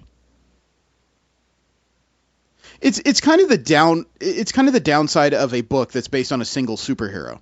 The odds of them dying in the course of that book are very low. Right. So when they say he's got kryptonite poisoning, he's only got so long that he may live, or he's only got so long to defeat this enemy before he loses his powers again. You're just kind of staring at it going, yeah, he's going to do it. Yeah. It's the meta. Yeah. Now, there is a new Joker in DC Comics. That surprised me. A brand new one. Okay. Really? Yeah, we know that as a result of, I think it was the Super Heavy story, that Bruce Wayne lost his memory, recently got it back. At the same time, his eternal nemesis, the Joker, also lost his memory. Whether or not he has it back, I'm not clear on that. But instead, there is a new kid. He's 18 years old, who recently debuted in the We Are Robin comics, number 8. And this kid's name is Johnny Bender. He's a repeat youth offender, And he hasn't really had any serious crimes. The problem is, though, is that he was born with Mobius syndrome. It's a disease that leaves him unable to move his facial muscles. And because his parents were so shallow, they couldn't handle having a kid who couldn't move his facial muscles. They gave him plastic surgery, so he constantly has this wicked grin on his face. Oh god, that's creepy. Yes. So this Joker isn't a force of absolute malevolence. He is a kid who literally hates his life so much and his parents that he is willing to just plain batter the crap out of them and become the new Joker. I'm sorry, he killed his parents just in a fit of rage. And then he grabbed his mom's lipstick, started applying it to his face, and realized that he looked awfully like something else. So he doesn't have a direct connection to the current Joker. Or, I'm sorry, the Joker everybody knows. He's just a kid who is tired of being pushed around by outside forces, and he's decided to push back. So this kid is going to be one of the regular villains, I'm guessing, in We Are Robin. That's kind of neat, actually. Yeah, I mean, as much as I'm not a DC fan, this is a pretty nice original take on a character. And it's believable. Yes. You could see something like that happening from the circumstances that he's dealing with. Mm-hmm. It makes him a character you can both empathize with and revile, because as much as I hate his circumstances, I'm still not going to be the guy that murders somebody over it. Yeah. And last up in DC Comic news, not quite DC Comic related, but it sort of is. One of their editor-in-chiefs, again, the man of the 90s, Jim Lee, he found out that his creative director, Jeff Johns, the guy who's responsible for the rebirth of the Green Lantern comics, it was his birthday not too long ago. Jeff Johns' birthday. And Jim Lee found out that it was his birthday, and he decided to ask a couple other details. So he was talking to his staff and found out that one of Jeff Johns' favorite characters is a character he's very familiar with. So Jim Lee picked up his pencil and his pen, and he drew and inked a picture for Jeff Johns personally. Turns out, Jeff Johns' favorite character in all of comics is the X-Men's Colossus. Oh, really? Yes. I sent you a link so you could take a look at the picture, so you can guess what Jeff Johns got from Jim Lee. Nice. Load faster. It is an original Colossus drawing of him in his... Let's see. That would be his 70s costume, wouldn't it? Yeah. It doesn't have the X on the belt, so that wouldn't be the 90s. It has that circle thing. I think this is Colossus's first costume from the 1970s. Like his giant size X-Men #1 Proteus saga, Dark Phoenix saga days. Yeah. No, yeah, that is. Wow. Is it a 70s costume? Well, it's the costume from like the old X-Men game. Yeah, I think that is his original costume. I think that's his 70s costume, because if you take a look at the picture above from the 90s, the gauntlets are different belt too. Yeah, he's only got the wrist guards. Yeah. So I'm quite confident that's Colossus in his first costume. That's an awesome thing to get for your birthday, man. Hell yeah. So jealous right now. Yeah. Maybe we should email him our birthdays. Maybe we'll get lucky. Okay. Next we have general comic and convention news. We talk about the comics that aren't Marvel and DC related, as well as news of conventions from all around the world. And if you've listened to the show for a while, you know that we are fans of San Diego Comic-Con. You also know that we have badges to 2016 San Diego Comic-Con. Yay, us. News for Comic-Con is already coming forward. They're up to their third and fourth wave of guest announcements already. They don't wait, do they? No. Well, I think they kind of have to keep it moving because they get so many. Well, It's called building hype. Yeah. Well, in the third wave of guests is Jamie McKelvey, the artist on Phonogram and The Wicked and the Divine. Jeff Smith, a cartoonist on Bone, RASL, and Tukey Save the Humans. Noel Stevenson, writer and artist on Nimona and the co-writer of Lumberjanes. And Kieran Gillen, the writer and co-creator of Phonogram and The Wicked and the Divine. God damn, they get good guests. In the fourth wave of guests, you have Emily Carroll, writer and artist on Through the Woods. Keith Knight, cartoonist on K Chronicles, Think, and The Nightlife. Marissa Meyer, the author of Heartless and the Lunar Chronicles series. And Matt Fraction, the writer on Hawkeye, Sex Criminals, and Satellite Sam. I've already heard at least 4 names in their wave of guests that I would really like to get sketches from. Yeah. And we still don't have word as to when Ace Parking will be sold. You know, the parking spots that are pre-sold for Comic-Con. Last year they did it via lottery system. However, we do know that one particular artist has already announced that he has his booth for Comic-Con already. It's probably going to be his first appearance in California this year. J. Scott Campbell is bringing back his mega booth. So he's already making plans for Comic-Con 2016. And you guys know that the San Diego Chargers right now are in the midst of a big argument with the city over stadiums because the Chargers would like it to go in downtown. The city doesn't want it in downtown. They want it in Mission Hills. Right? Okay. Mission Hills is like a good 10 miles up the freeway. It's a less populated area than downtown is. You've seen downtown San Diego. It's busy as all hell. Yeah. Okay? Here's the odd part. The part of the reason why the Chargers are not getting what they want as far as the stadium is because the city would really like to upgrade the San Diego Convention Center. Well, the Chargers may have just gotten a blow against their plan because San Diego found the money to renovate the San Diego Convention Center from Sacramento. Really? Oh, really? Yeah, there's going to be a series of projects that are going to take 2 years to complete. They got the money via a grant from San Diego of $22 million, which they have to repay over time. According to NBC7, they're going to do a series of projects that'll take 2 years to complete. It's just due to old age and wear and tear.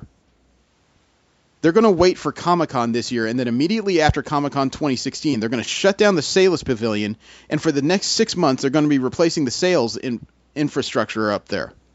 You know, all the tarps and everything that help cover people up during the convention over that box. Right. The escalators that serve that wing of the building are in for another $4 million in modernization work, and the same amount's going to the fire and life safety systems. And all this money's coming from loans from the state of California's Infrastructure and Economic Development Bank. Now, this isn't the convention center expansion, but it goes a long way towards finally getting some of the work necessary for that building. And honestly, if they can get some of these upgrades, it would probably go a long amount of the way to get the proper loans they need to upgrade the convention center itself. Mm-hmm.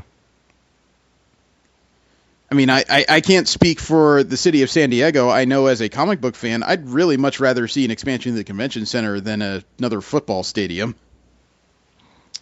Yeah, that would be what I would be interested in, but I don't know. I guess I don't really understand what the Chargers, why they don't want to be out, and it just, to me, it makes more sense. That kind of construction would be a lot easier to do out in a less populated area than right downtown and smack dab in the middle of San Diego. Yeah. I'm sure that the owners of the Chargers are thinking that it's ideal to put it down there because there's lots of hotel space already built in the area. It's a center of commerce in the San Diego area. And I've seen a lot of comic book fans online go, well, there's got to be more than us and there are Chargers fans, but that's not the point. The organization that's going to win that fight is the organization that can prove that either the convention center or the football team is going to generate more money in whichever area it's built in. Right. So the question is, would the Chargers building a stadium in downtown generate more than what was it? I think it's like $180 million that's generated directly for the city. Not even from building rentals and hotel rentals. $180 million is generated just in the commerce of people walking around buying stuff during Comic-Con. Right. So can they generate more than that? And can they generate more than, I think it's the $1.8 billion that's usually spent over the course of that weekend in general? Yeah, and see, I find it's a matter of. I mean, I'm not a member of the football going crowd. I'll watch it at home on my television, but I've never gone to a game. Oh, I could be. live. We actually have a football team this year. I might actually buy tickets. But at the same time, it seems to me, they show up, they go to the game. I mean, I don't know how much revenue is generated from that. I can see people from out of town, they got to stay in the hotels and everything else, but it just doesn't seem like it would be the same level of crowd And, people that are going to the convention, they're already inclined to buy things. I mean, that's part of the reason why they're showing up.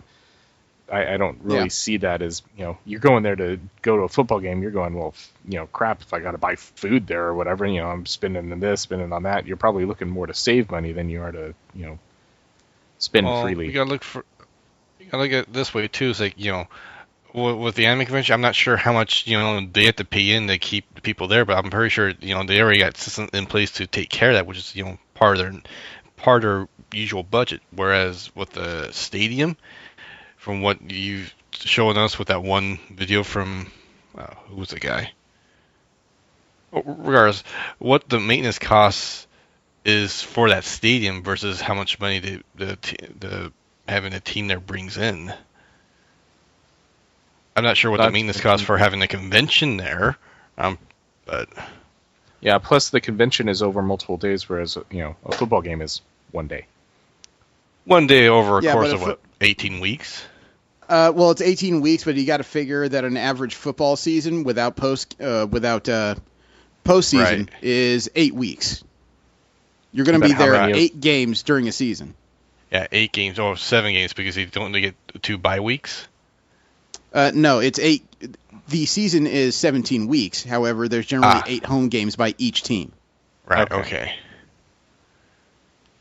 So these are all items that need to be taken into account, and I just don't know if a football team, even a successful one, that goes through a postseason would generate that much in a single area. Yeah. So I don't know. However, when it comes to Comic-Con's sister convention, WonderCon, they've announced just this past week that WonderCon will have a brand new debut. There will be a special panel so that they can debut the entirety of Warner Brothers' new animated film, The Justice League versus the Teen Titans. Oh. As much as I don't like Damian Wayne, I am curious enough I want to watch that. Well, the video itself is being released on digital download and VOD on March 29th, which is just after WonderCon. It's going to be on Blu-ray April 12th. So the first people that will actually see this movie publicly will be the people at WonderCon, which is happening this March 25th through the 27th in Los Angeles. Nice. So they get an exclusive debut. Yeah. I'm really hoping that Los Angeles works out for them. I still think it's just a one-year thing. I don't think they're excited to be there. No, I don't either. I'm pretty sure they're moving back to Anaheim as soon as possible. So yeah, I'm very certain on that. Wizard World, though, also announced that they have something special going on at their conventions during 2016. They're going to have Street Fighter V tournaments and free play opportunities for attendees at all 2016 Wizard World gaming conventions. That's beginning with this February 19th and 20th at Portland Wizard World. Attendees at Portland Wizard World at least, can visit the Capcom free play area and participate in a tournament with prizes including $3,000 in cash. Wow. So Capcom's starting hot with this one, aren't they? Yeah. I still have yet to... I just can't get into the Street Fighter. I've pretty much gotten out of fighting games in general, and I don't know. I haven't tried this one out. I'd be willing to give it a shot, though. It's pretty much my first fighting game. Yeah, but are you tournament level? Yeah, God, no. Oh, hell no. Yeah. But it could be fun to watch. Well, I got to ask this. Do you know the company Reed Pop? No. Reed Pop runs more than 30 fan events around the world. They're the ones who make New York Comic Con. Okay. They are doing a few things, but they're also the ones responsible for a new Star Trek convention happening this year in New York City. Oh. Huh. They call it Star Trek Mission New York. It's going to take place in September 2nd to 4th at the Jarvis Center in Manhattan.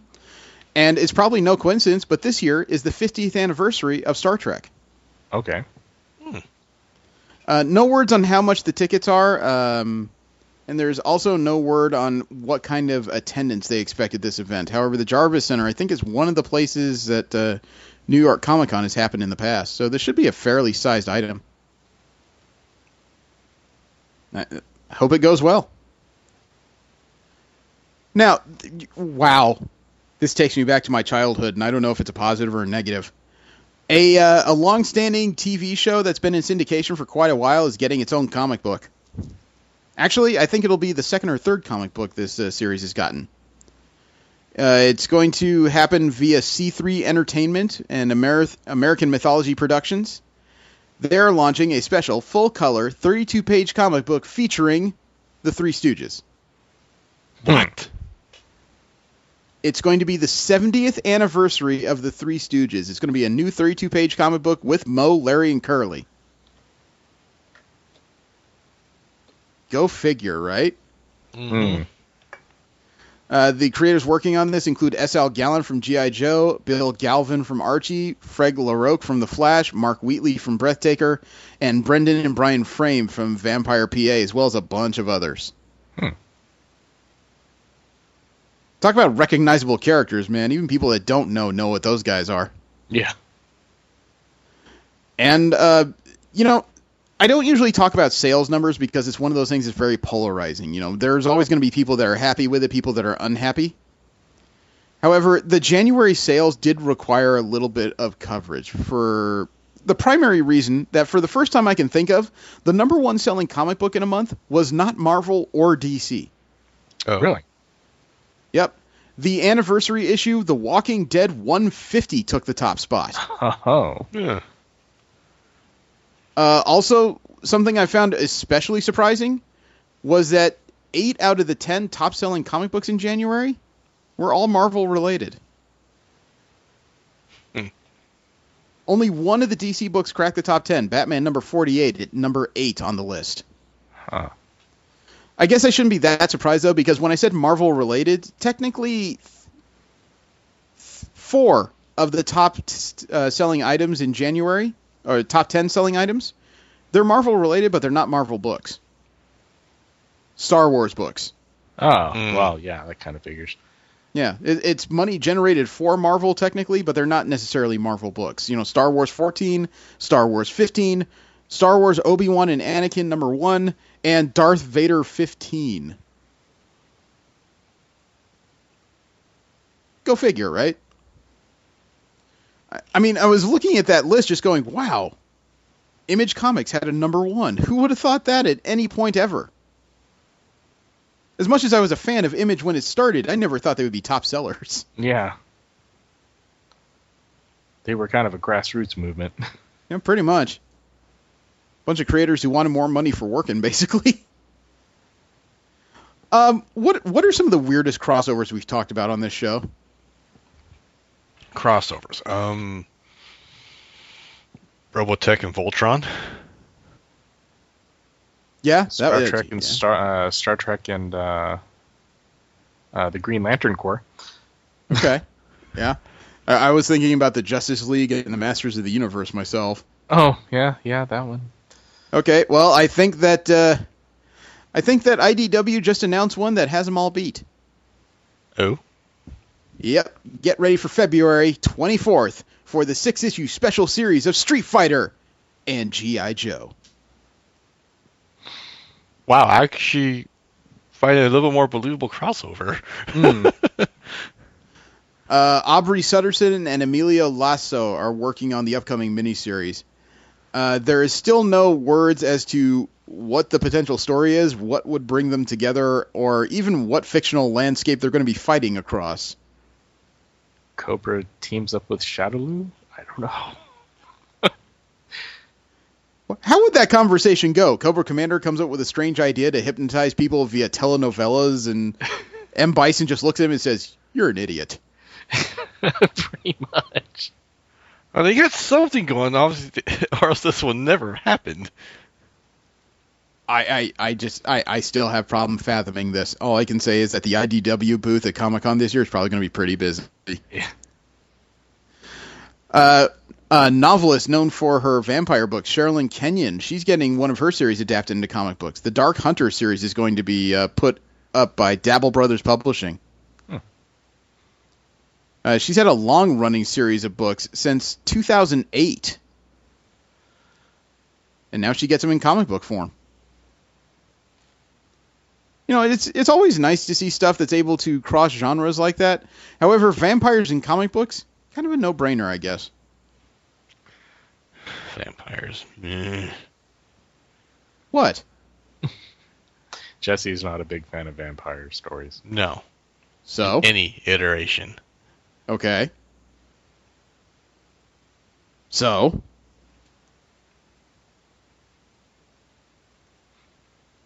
What? I got nothing else to say about that. I don't like vampires. Well, there's got to be something else to say about it. I don't like a bunch of stuff. I'm not going to sit there and groan about it.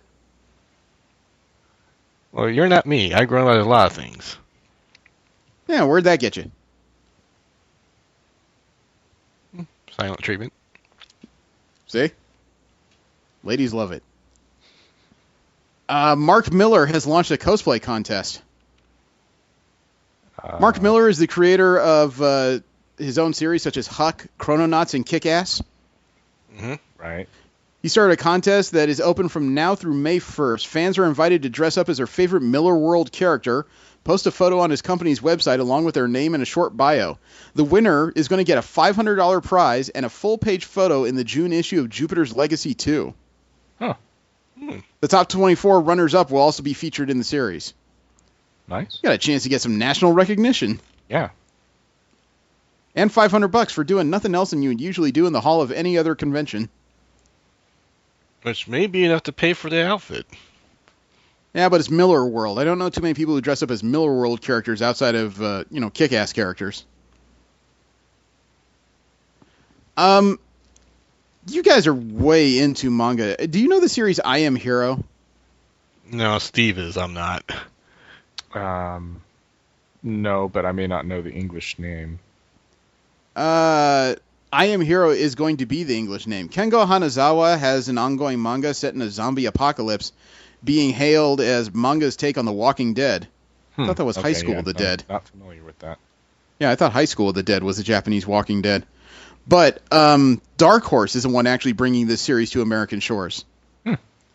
I Am Hero follows a former manga artist turned temp, Hideo Suzuki, whose life is shattered when Japan falls to zombies.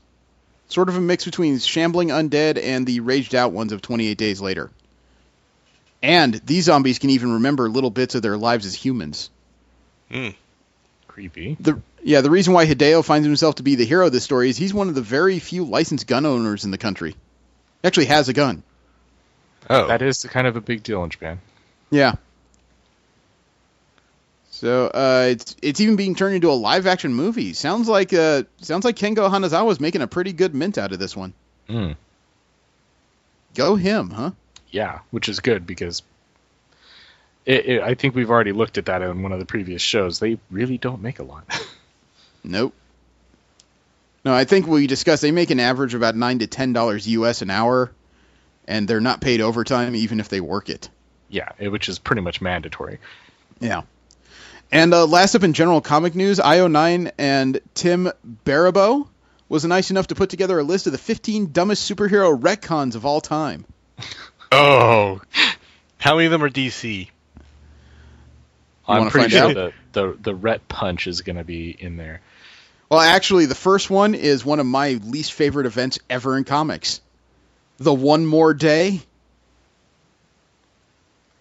The story of the ending of Spider-Man and Mary Jane's marriage via cosmic string pulling. Don't like that.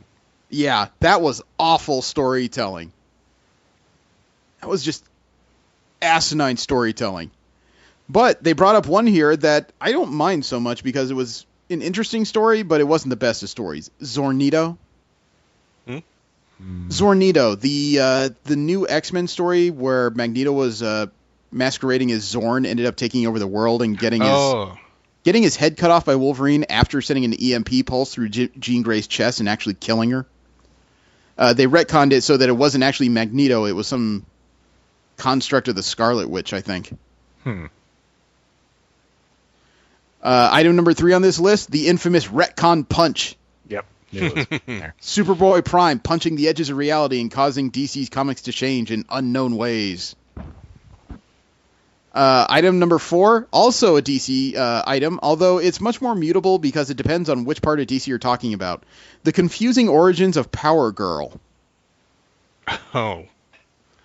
Power Girl's origins have changed several times. Actually, I'll just read you the paragraph so they can summarize. Quote, Originally, Power Girl was the Earth 2 version of Supergirl, a cousin to Superman who arrived long after he did, but with the same sort of powers.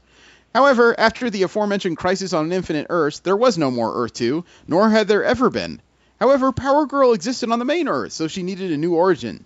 So instead of making her another Kryptonian survivor or something similar, she was revealed to be a descendant of the Atlantean sorcerer Arion, who lay in suspended animation for 1,000 years before being revived in the current day.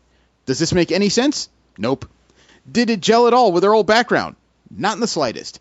This stupidity was thankfully forgotten, and during Infinite Crisis, they just decided she was Supergirl from another dimension and left it at that, unquote. Keep it simple. Yeah, pretty much. Honestly, though, Yeah, I mean, alternate other dimension than is the simple. first retcon, the second retcon was, a good idea. It's a good idea, but, it's one of those things where you're trying to reintroduce the same character with a whole new origin and portray it as the same character, Yeah. Let's see. I think this is item number 5 is actually another Marvel item that most Spider-Man fans would rather forget, and most of the comics have as well, because nobody wants to think about this. The time Gwen Stacy slept with Norman Osborn. Huh? There was a Okay. retcon in comics where before Gwen Stacy died, she slept with Norman Osborn. She was pregnant, somehow gave birth to twins before she died, both of which, because of the goblin blood or the goblin serum in Norman Osborn's system, aged very rapidly and then came back to attack Peter Parker as adults. Wow. Yeah. Wow. Yeah. Yeah, I'm really glad I missed that one. Yeah, the next one I actually read parts of, but I gave up about halfway through the saga of Romulus. No, not the pointy ear bastards. Wolverine, as it turns out, had an enemy named Romulus who, thanks to bad retcons, were actually responsible for a large amount of things that happened to him. Okay. Let's see. According to this story, Wolverine would have been a lupine, a human-looking species that evolved in parallel to humans, but from wolves. This species would have included Sabretooth, Wolfsbane, Feral, Wildchild, and Thorn. So a Feral is a mutant that isn't actually a mutant, but a wolf person. And they all had this immortal elder lupine called Romulus.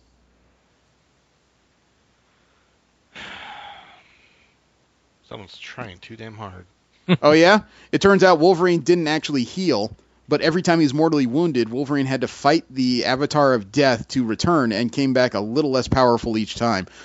Wow, guys. This sounds like a that's bad utter game of Magic bullshit. the Gathering. Yeah. Now, next one is also Marvel related. It's starting to seem like the overwhelming majority of these are Marvel. However, I wouldn't call this a bad retcon. I think this is kind of deft writing. Jean Grey and the Phoenix Force. Oh, yes. Their explanation that the Dark Phoenix was not actually Jean Grey, but the Phoenix masquerading as her. They wrote this as one of the worst retcons of all time. I think that was rather slick, actually.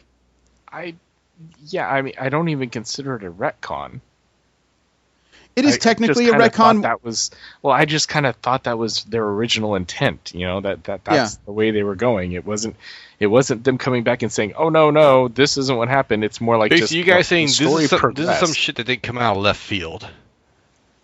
Well, the thing is, though, it didn't come out of left field because that's what I call a deft retcon when they wrote in this storyline that is actually plausible as to how this character could return from the dead. I think that's a slick retcon. Yeah, I don't know. I mean, I guess I need to know why they feel that it was a bad decision. Yeah. Well, the next one was definitely a bad decision. The third Summers brother. Oh, yes. Vulcan? No. Gambit? The original No. The original idea for the third Summers brother was a character that came out in the 90s and hasn't been seen much of since. He was called Adam X the Extreme. Okay. When was this created? The 1990s. He looks like something out of the 90s. He's Okay, got, like, that explains blonde, the extreme. Yeah, he's got like blonde dreadlocks, a backwards baseball cap, more blades than should ever be had anywhere on any costume unless your name is Strife. Oh, God. And let me just read it for you. Quote, 2 of the X-Men, Cyclops and Havoc, are brothers. At one point, the villainous Mr. Sinister dropped hints that there was in fact a third Summers brother, which would throw another powerful energy user into the X-Men universe. The originally planned extra brother was to be Adam X the Extreme, also known as the 90s personified. He had the power to combust blood, but only if someone was already cut. So he covered himself with blades and wore a totally rad backwards cap. He was meant to be half human, half alien Shi'ar, a product of rape of his mother by the Shi'ar Emperor. The origin story was used instead for the actual third Summers brother, Vulcan. He was retroactively introduced in 2006 when it was revealed that Charles Xavier sent him and a team to go rescue his missing X-Men decades ago. Unfortunately, the whole team was lost and Xavier mind-wiped everyone to forget about it. The end product? Xavier was a dick and Vulcan flew into space to become Emperor of the Shi'ar, unquote. Could have been worse. Oh, yeah, I think Vulcan is a much better pretty trade-off. Vulcan is much better. Yeah. Oh no, the way you're describing is like 90s. This is like 90s to the extreme.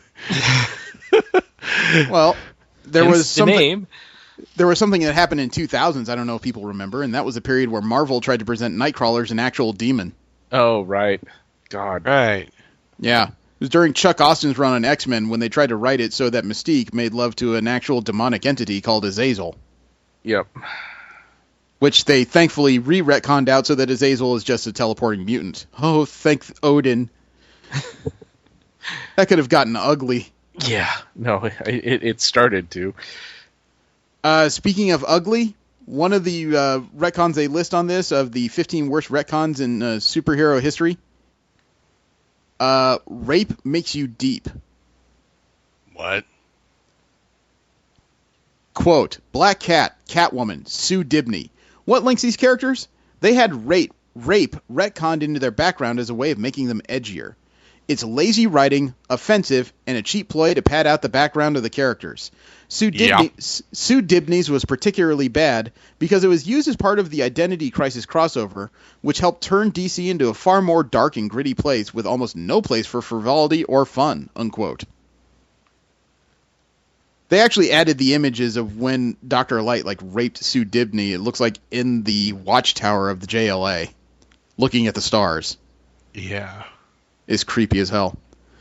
The next one is DC related. This is another one I don't think was a bad retcon. I don't think it was a great story, but I don't think it was a bad retcon. Hal Jordan and the Space Bug. Eh? It was a story where Parallax wasn't Hal Jordan insane so much as Hal Jordan possessed by the entity of fear from the Yellow Battery. Okay. You know, this entity was actually called Parallax. Right. You know, I read the story. I thought it was pretty good.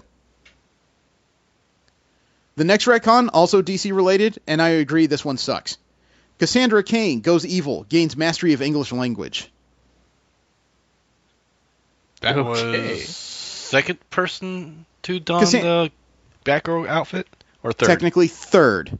Yeah, because third, the second one was Helena, the Huntress. Ah. That makes Stephanie Brown the fourth, then. Yes. Let me lay this out for you. Quote, Cassandra Cain was the modern Batgirl. Trained as an assassin from a young age, she rebelled against her past to join the Bat family. She Right. kicked ass and took names, but couldn't speak, read, or write. Right. Eventually, she managed to learn basic English and became a core figure in the Bat books, and a tireless crime fighter. Then, during the 1 year later time shift, she suddenly had a perfect grasp of English and was the leader of the League of Assassins, the same organization that had brutally trained and abused her since her childhood, and from which she had escaped. This was eventually explained through mind control drugs, but was still completely out of character, unquote. I hated that story. I was unfamiliar with the 1 year later, but she was actually the first Batgirl that I was introduced to. Okay. Well, no. Barbara Gordon was still the first Batgirl, but there was, I totally didn't know about the Huntress until I read a later. Yeah, I didn't know about that one either. Yeah.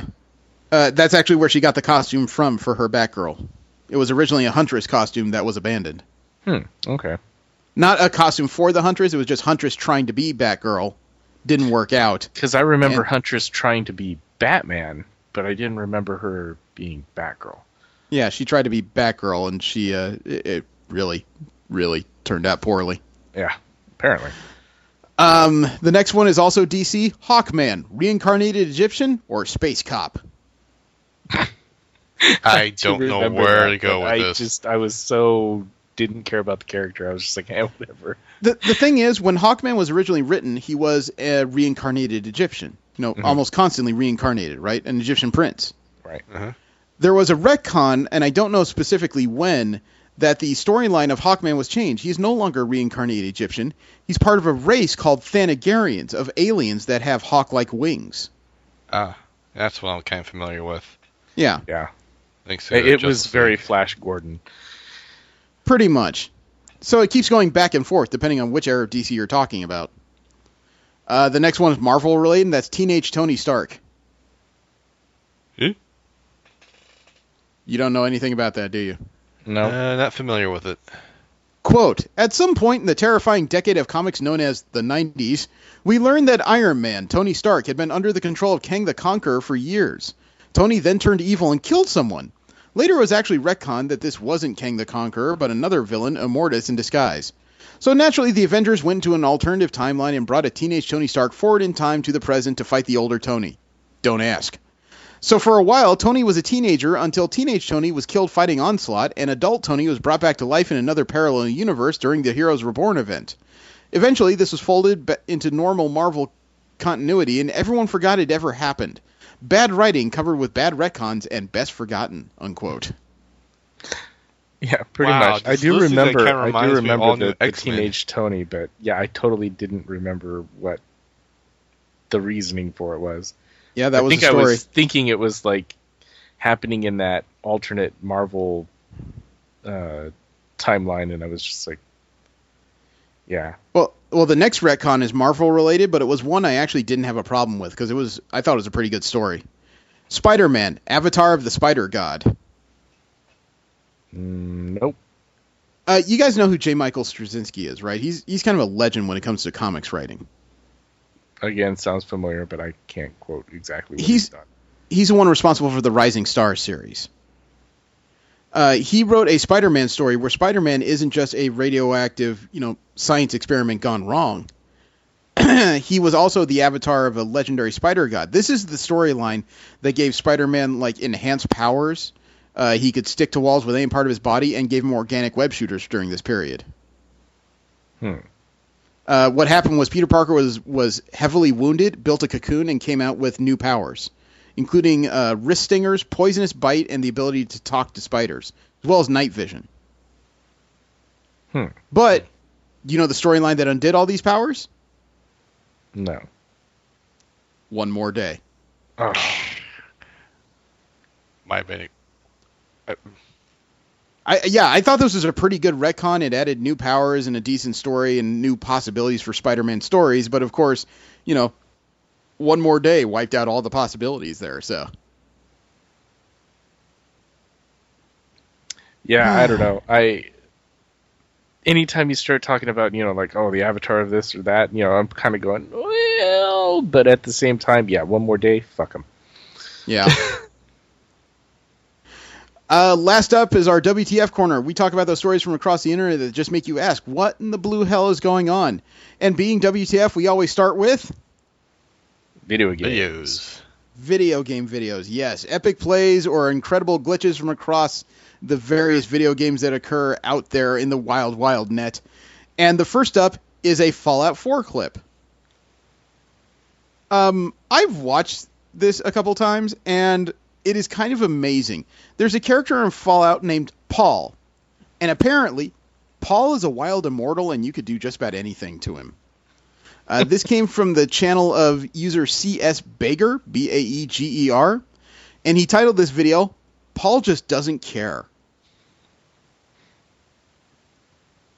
Nah, I sent the video. So there you see Paul and another guy, and Paul's punching. Paul's getting his ass kicked. You see that? Yep. On a bomb. And And he lands behind the Whoa. bar, and he just gets up. You know what? He's going home. He's had enough. Screw you and your bombs. I'm leaving. Okay, that was... And look at the death stare he's giving that guy that was hitting him. Yeah, I see you. It's a good thing I'm immortal. Go home, you're drunk. It is true. Paul just doesn't care. The next video is actually from Assassin's Creed Syndicate. You know, I got to give them credit. As many glitches as Assassin's Creed Unity had, there's not as many odd videos coming out about Syndicate. However, when the glitches come, they come big. This one came from the channel of user Lucas Bronze. Okay, he's like 15 years old. I can see this coming.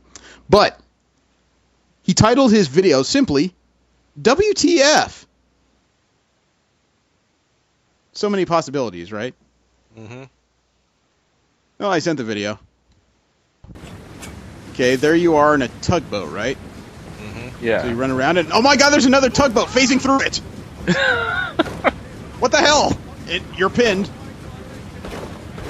I think the boat's just running through the character right now. There we go. Dropped out. Yet there's like an entire line of tugboats going faster than the boat you're on. And you're on a timed mission, for crying out loud. Yeah. You're hiding in a closet and you're pushed out of it already. Jesus. And clipping.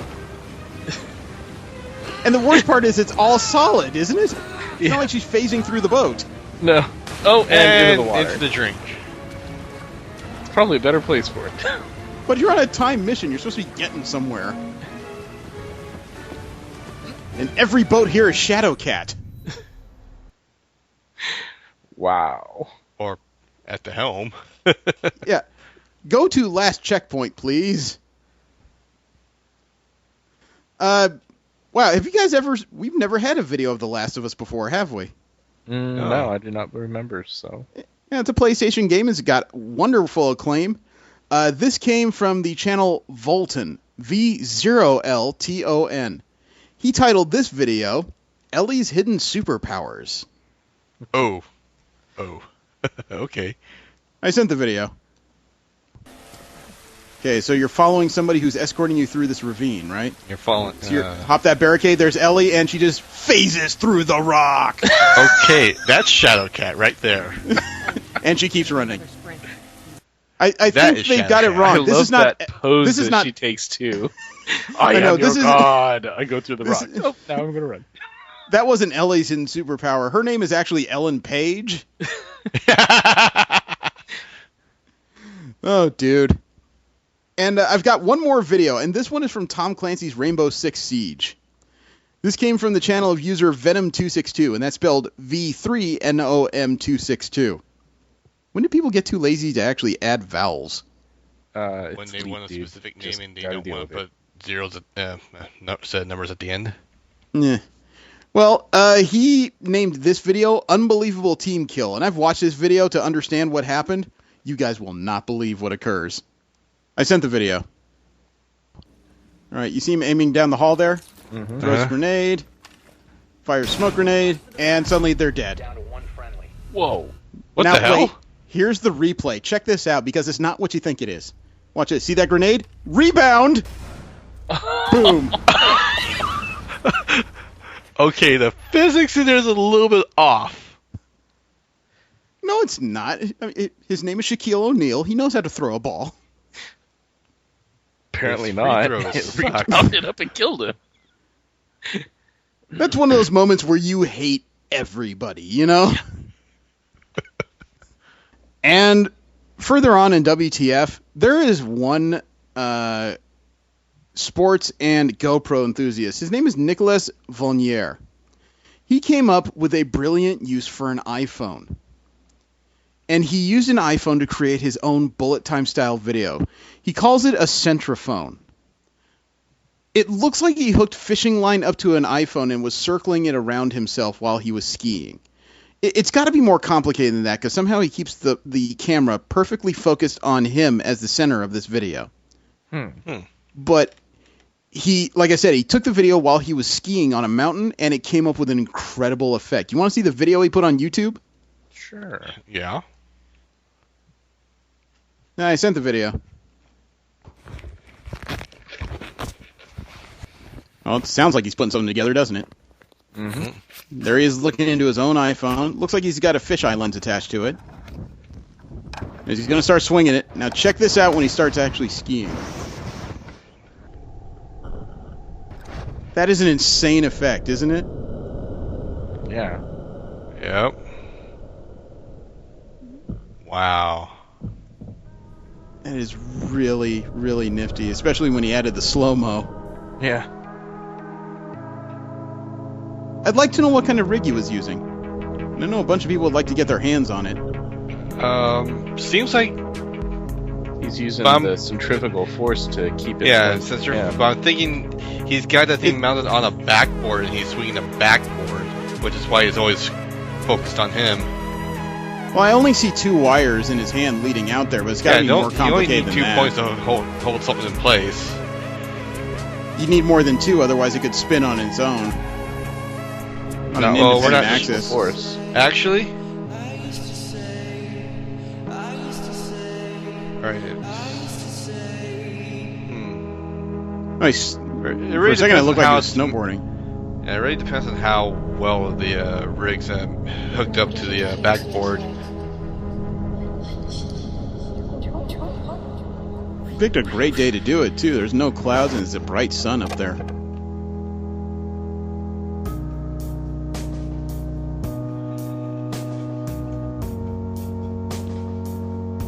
That almost makes me wish I knew how to ski, frankly. It's not a skill I've ever really coveted.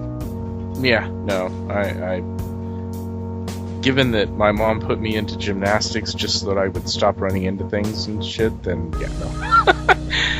I really hope coordination is not usually one of my Oh wow. Oh wow. Oh wow, that airtime right there is awesome. Yeah. I really hope he patents this idea, frankly, because there's a lot of people that like to make use of something like this. Yeah. I'm rather impressed he's able to simple. ski so well, with holding this with his hand up in the air and whatnot, although he just didn't need it right there.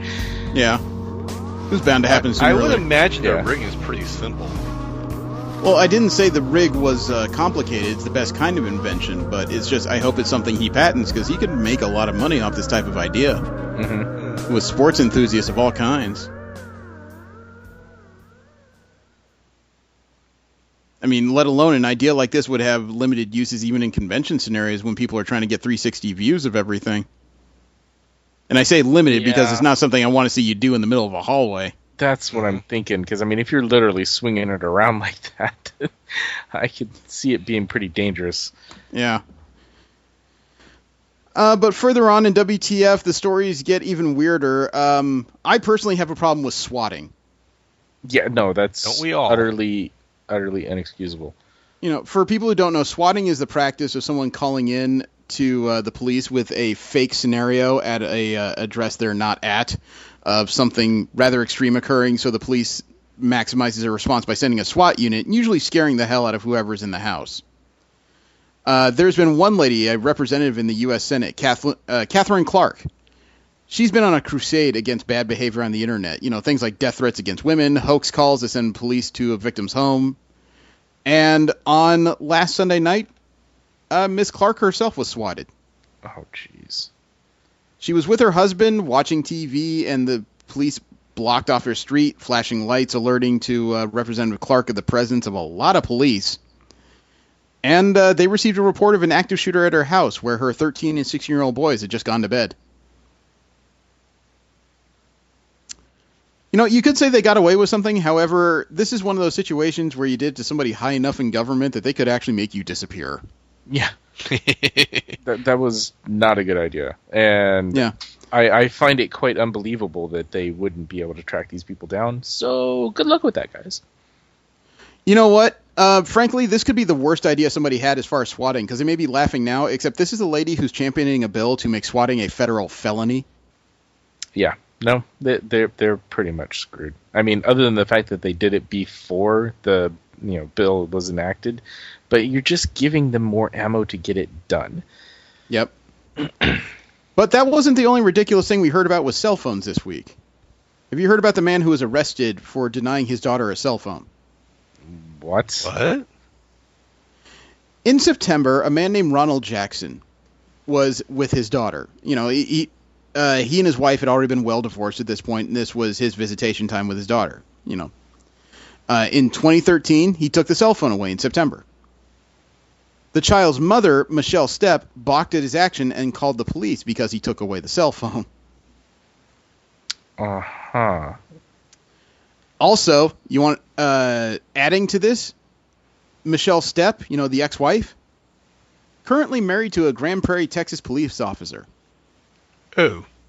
So the police showed up at Mr. Jackson's door later that day and asked for the iPhone, and Jackson, as a parent, refused. He said, quote, "At that point, I decided the police don't interfere with my ability to parent my daughter," unquote. The ex-wife insisted that the phone belonged to her, and after 3 months of refusing to return it, he got a citation in the mail for theft of property, and he was offered a plea deal in January of 2014 if he would return the phone. Jackson actually stuck to his guns and requested a jury trial. Huh. Yeah, Wait, gets better. The case moved to Dallas County, and a warrant was issued for his arrest. The police showed up to his door in April of 2015 and handcuffed him. He stayed overnight in jail and had to post $1,500 bail in the morning. Jeez. Now, obviously, this is a pissing contest between divorcees. Yes. Yeah. Yes.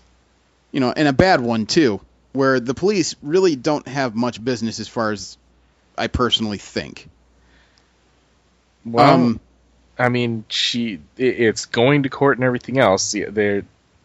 Unfortunately, they're involved now. Yeah.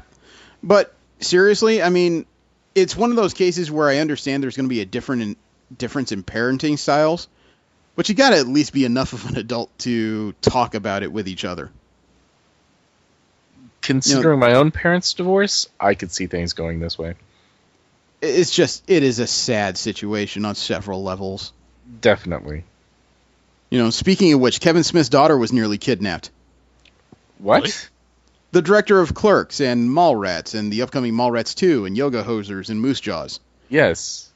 His daughter, Harley Quinn Smith, was recently standing outside a Starbucks in Brentwood. If you know Los Angeles, you know that is one of the higher class areas in all of Los Angeles. Right.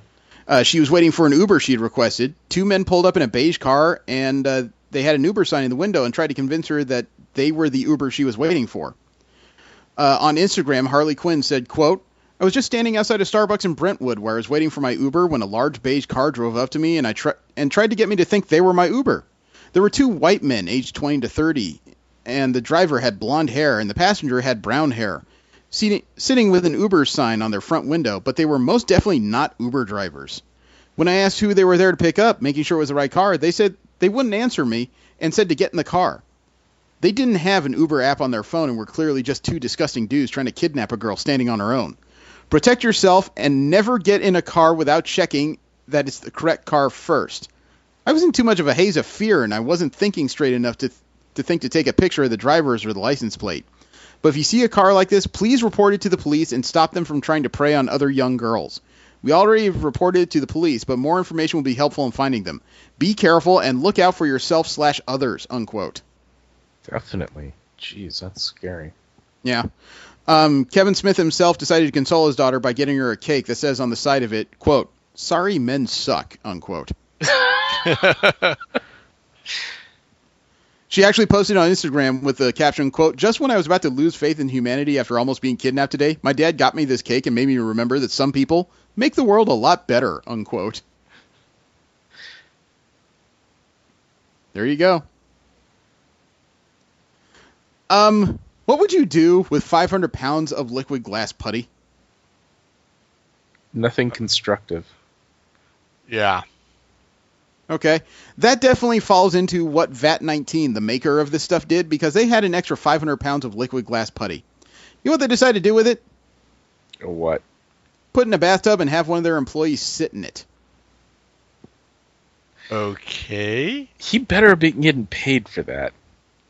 You know what? Let's find out, because thankfully they put a YouTube video up of their little ordeal. Oh my gosh. I sent the video. At VAT19, we have a lot of putty. So that got us thinking, what can you do with a lot of putty? Oh, You so can many drop things. 100 pounds of magnetic putty off the roof. We've Why? already done that. It But bounces. we're pretty sure no one's ever done this. Here we go. Bathing in 500 pounds of putty. Hey, got some. This just sounds like a bad idea. Yeah, crystal clear. Super cool. Got a whole bunch of it. We're gonna Super cool is not the way I describe this project. do this. So there you see them taking gallon drums of this stuff and having to scoop out this glass putty, as well as cut it to separate it. It's a very slow-moving putty. Yes. I don't know if I doubt it's literal glass, but look at that globule. And there you see the man sitting down in it and slowly sinking over a time lapse. Disturbingly slow.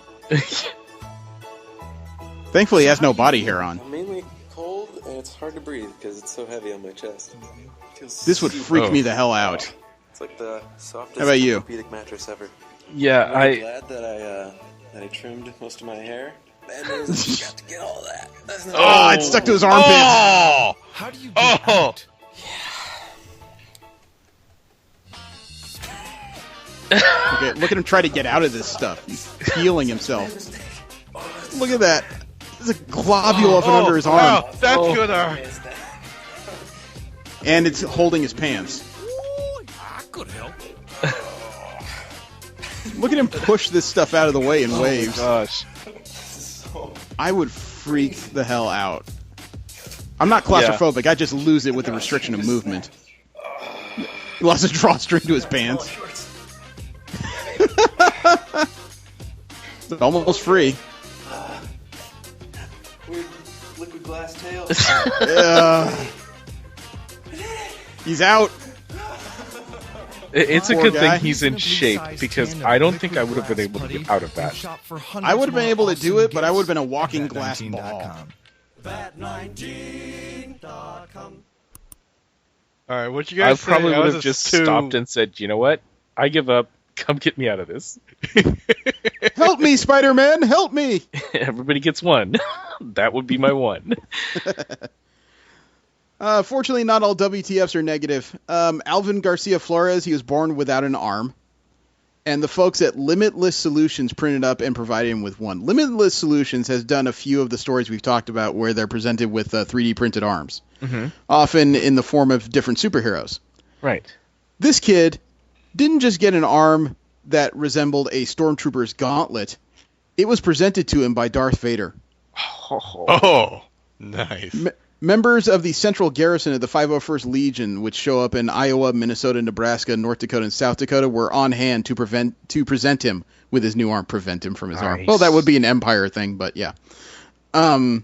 So the kid, he met a First Order Stormtrooper, an original Stormtrooper, an evil protocol droid, an Imperial officer, and Darth Vader himself all came to give him his arm. Nice. These are the kinds of things that make me feel good. I like these. Makes me wish I knew more about 3D printing. Yeah. Now we have to talk about something that just is going to make you grind your teeth. What do you know about the rapper B.O.B.? Oh, that guy. Oh, God. Because this one gets a little complicated. B.O.B. is currently in a beef that's way outside his comfort level. He's currently mad at Neil deGrasse Tyson, the astrophysicist. Okay. B.O.B. went on a tear in social media, especially Twitter, proclaiming that the Earth is not round. What? The reason why he proclaimed it was not round was because he was in a relatively flat stretch of land, took a look around, and could not see the curve. Therefore, the Earth must be flat and everyone must be lying to him. Yeah, what drugs was he on? I think it's he's called sober. hip-hop. I think it's called hip-hop, but we'll see about that. So, Neil deGrasse Tyson found some of his posts and tried to explain the curvature of the Earth. To which B.O.B. went on another Twitter tirade.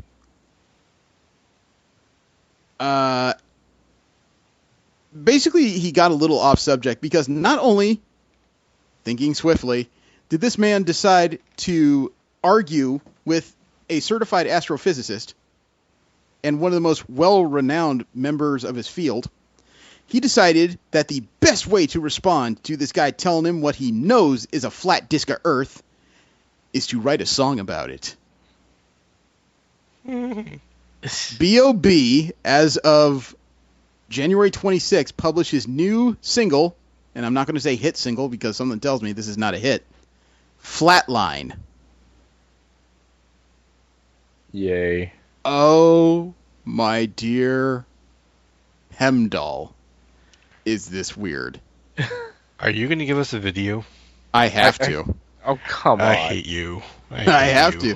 Because people deserve to know what kind of ridiculous idiocy runs around in this man's head. No, they don't. They would probably be happier not knowing. Oh, but I sent the video.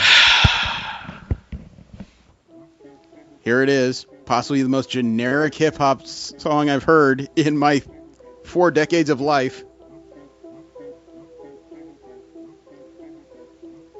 Basically, this guy could give Kanye a run for his money as idiot. Checkmate in a game of chess. Globalist, see me as a threat. Free thinking, got the world. Globalist. And my paranoid picture Malcolm X in a room full of pigs trying not to bust a sweat. Hey, Neil Tyson need to loosen up. Lyrical genius. Write that man one hell of a check. Hey, I'm over here on this side of town. Come on over here. Try to. I'm gonna guess that the reason why his music sounds so generic is because he couldn't find anybody else stupid enough to work on it. I can't even keep my phone charged up. All the shit I'm talking, I should get my own barred up. Rappers get off on my dick and get your own bars up. Vladimir and Liz's breath got the clone skirt, cuz use your common sense. Why is NASA part Department of Defense? They divide. I expect this guy to be married to Kim Kardashian in the next 6 months. Be careful what you read. Flatline. There's no superior bloodline. Flatline. You got me once, but that died. Hey, voice. Do I have a voice? Do I give a So I take it you understand now the depths of moronity that this man is plumbing. Quite frankly, I ain't seeing anything. I am seeing nothing. It's just a collection of words that occasionally rhyme. Yeah, quite frankly, it does nothing to prove his point. No, it doesn't. But according to him, it doesn't matter what anybody's talking about or what's been established already or what pictures from space we actually have. This world we're spinning on is a flat disk. I'm a man first for an artist. Did a lawyer look up Dr. Richard Sauter? I would really like to see what the education system was like when he was growing up. Then again, it may be a moot point because you could probably tell this guy water is wet and he'd say, no, it ain't, it's just air. So you want to find the farthest point from that center. And it turns out sea level at the equator. It's amazing, isn't it? Away from the center of the Earth than sea level near the poles. It has nothing to do with. But there's only one more WTF story here, and it's another video. And this one will probably put you guys in a much better frame of mind, frankly. Did you know that the last November was the 25th anniversary of The Undertaker's debut in the World Wrestling Federation? Really? What? Yes. Last November, this past November 2015, it was the 25th anniversary of The Undertaker's debut in the World Wrestling Federation. Oh, okay, cool. You know, it was one of those things that just kind of passed by quietly. While I was going through the internet, though, I found a story that Rolling Stone published on it, and it put a big smile on my face because to commemorate 25 years of Mark Calloway slowly grinding his knees to death, wrestling in a ring, they decided to reenact some of The Undertaker's greatest moments in his 25-year career in a video full of cats. What? There is no better way to describe this. They reenacted some of The Undertaker's greatest events and matches and appearances with cats. You want to know how this happens, don't you? Yeah. I've got my curiosity roused, yes. Okay. I sent the video. There's the music. There's the cats. It's a little creepy, actually. Actually, yeah. It gets better. There's the cat in the prone position, and it sits up.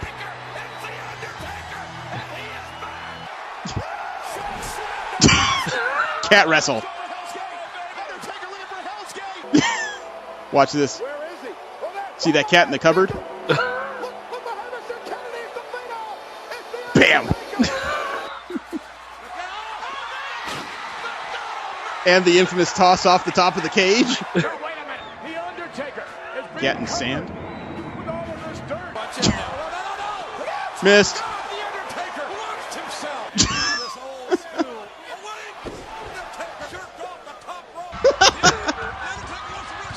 two cats on a treadmill. Into the casket trash can. Randy Orton looks as if he's seen a ghost. Oh, watch this. This is jerk. See that cat just wondering, can I do this? Can I do this? Do it. You will rest in peace. Okay. Full credit to Rolling Stone for that. I needed that. Ugh, my goodness. I can't wait to see what they do when it's the Rock's 25th anniversary. Oh, God. Okay, so the subject of the week is depowered Superman. We've talked for months now about this storyline where Superman has lost, I don't know, if I just say somewhere between 80 to 90% of his overall powers. Mm-hmm. And the ones he hasn't lost has been drawn back to a serious degree. While this has happened amongst a bunch of different Superman comics, I decided to go a little bit off the beaten path, and instead of reading Superman, I picked up copies of Action Comics 41 through 43. These came out in 2015 for us to read. And this is kind of an interesting jump-in point here, because it turned out to be a fresh storyline in the story of the depowered Superman. The beginning of the storyline, I think, is just called Truth, but memory's a little hazy. Yeah, Hard Truth. Sorry. Yeah, I think we actually did 41 to 44. 41 to 44. Yeah, thank you. Sorry. I originally had 40 to 43, but it turned out that there was some kind of middling point there that needed shifting. So I was kind of astonished in reading this book, because this is the first time I've actually liked Superman as a concept.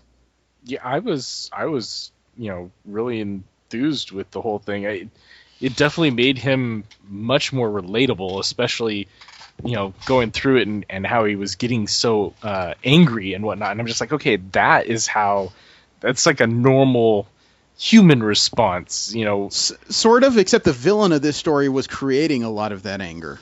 True, but it was, I didn't get the sense that, she... not really sure about the gender, but that the entity was putting him in situations that would piss him off, not necessarily that it was, it wanted the anger, but it was creating situations that would make him angry, not actually, psychically saying, be mad. It was actually fueling his anger as well. That was part of it. It always seemed to amplify the anger of those around it, as well as just push it. Right. But, the first few issues, or the first few pages, actually, of issue 41 almost entirely sold me on the book because of how much he was complaining. Right. He'd only recently lost his powers, so, the first few narrations are, can't fly, can't leap over tall buildings, can't really even feel my damn fingers right now. Been walking for days, I think. He actually had his first real human moments in his history. Right. And...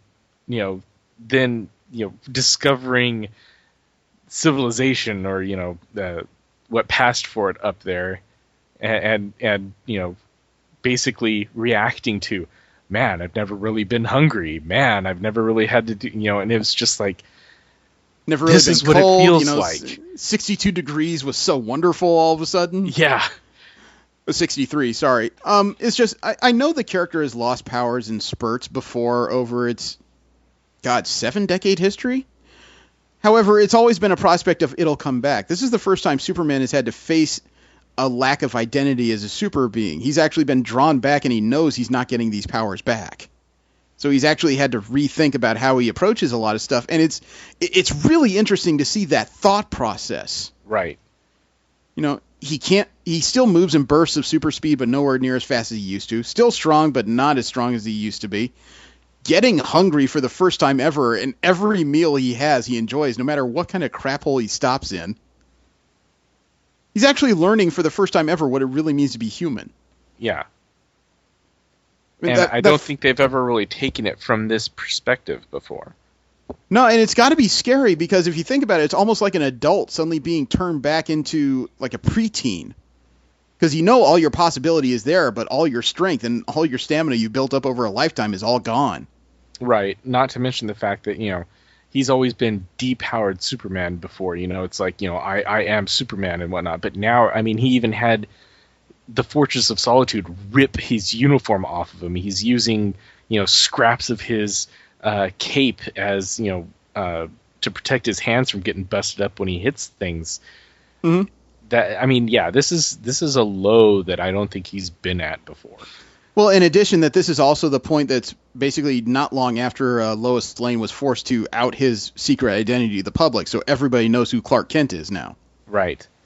And the fact that, some of the things that they were doing in there, the credit card companies, canceling his credit cards, it's like, are they allowed to do that? They never actually said that, the credit card companies I can see, but, they never actually said, they canceled his bank account, but...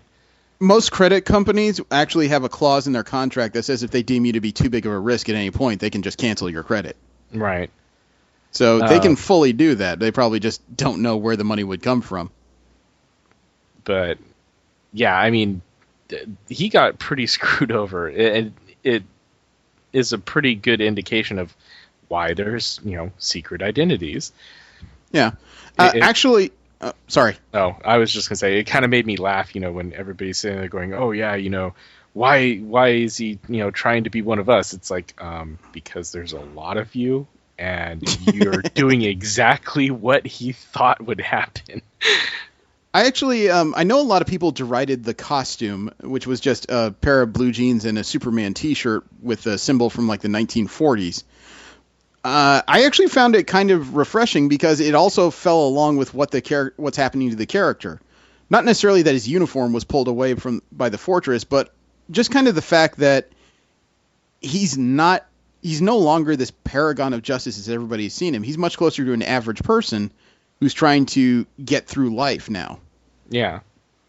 No, I had no issues with that. I mean, he bought it all secondhand, started off wearing one shirt, and then switched to the other one because it was just kind of like a acceptance thing. Like, yeah, this is who I am now. Yeah. But, I mean, when he got into the fight with that weird shadow being towards the end, which was continued in issue 42, he realizes he can't beat it the way he's used to beating it. He gets on the back of it. He's going to ride it into a tanker truck and think that's perfect. Oh, wait, I'm not that invulnerable anymore. Right. It was...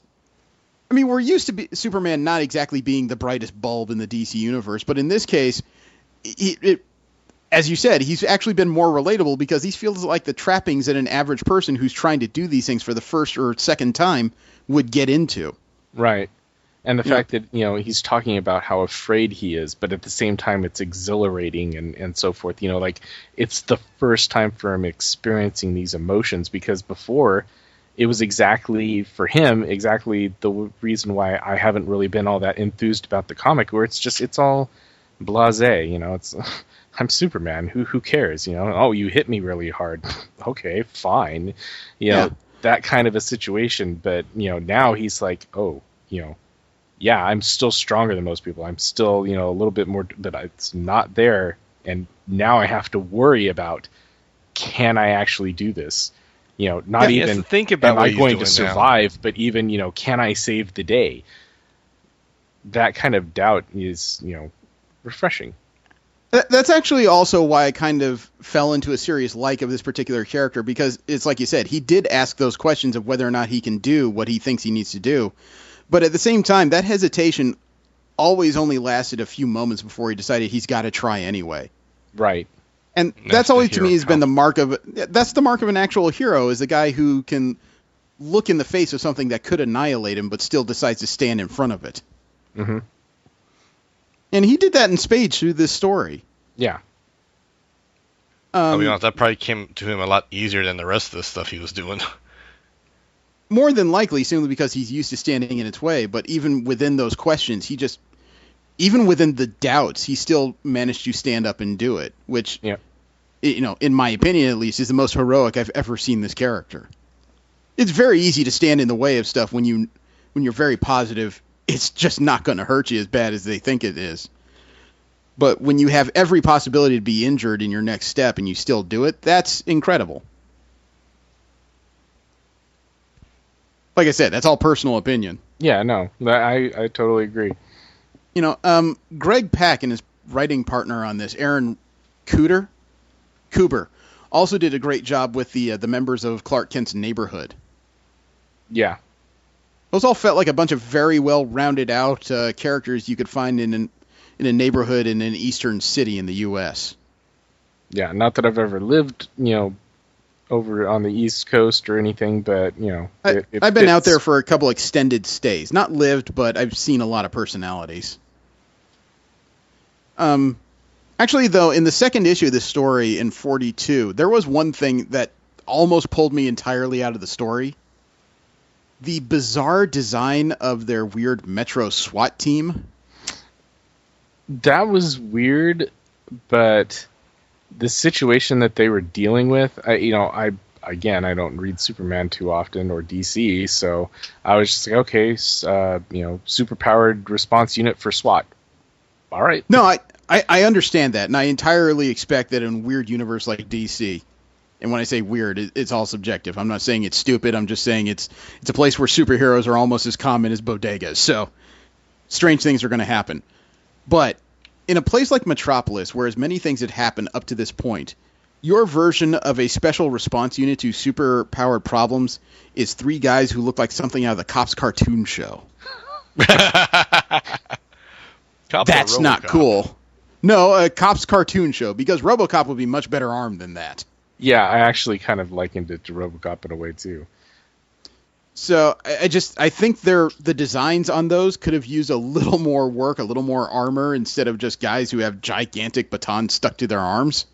Well, it kind of made me, question their response, especially because the officer that was leading them was obviously up to no good and, really had an agenda, but at the same time, the rest of them didn't quite seem to be on board that, maybe he called these guys in from somewhere else because they were so willing. The story, as I understood it, though, was that somehow they were armed by this commanding officer, the Barrington character. Right, after the battle, apparently, this wasn't normal gear for them, so I was, again, just that part right there, I was just like, okay, nobody else questioned this, but at the same time, it's like, it was such an odd situation to begin with. Maybe nobody was, willing to question because they're just kind of falling back on camaraderie, common cause. It was a very strange kind of piece of writing in the middle of all this. It didn't quite work for me. Yeah.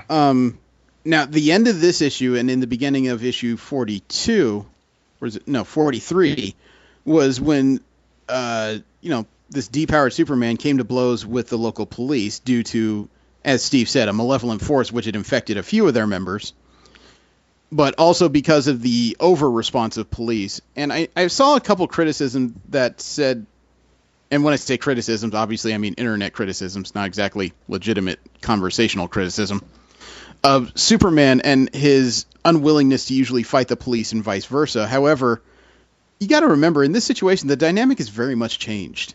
Yeah, no, this is almost a call out to current events and so forth, as far as people's fears of police brutality and so forth. With all the rioting and everything else happening. I don't know. I mean, having seen that kind of stuff happening, videos and everything else, and actually reading it in the comics, I think it lends a little more weight to it. That kind of situation is happening now, not for the same reasons, but right, it lends a bit of weight to it. But at the same time, when I say the dynamic has shifted, it's just, think about this from the standpoint of your average police officer in Metropolis. You watch this guy in this big blue suit, usually flying around the city, and buildings fall on him, and all he does is just kind of toss him off, dust off his shoulder, and ask if you're okay. Right. Now you're in a situation where this guy who's doing all this stuff, and quite frankly, sometimes, whether you wish it or not, makes you look kind of bad, is now just about as vulnerable as you are.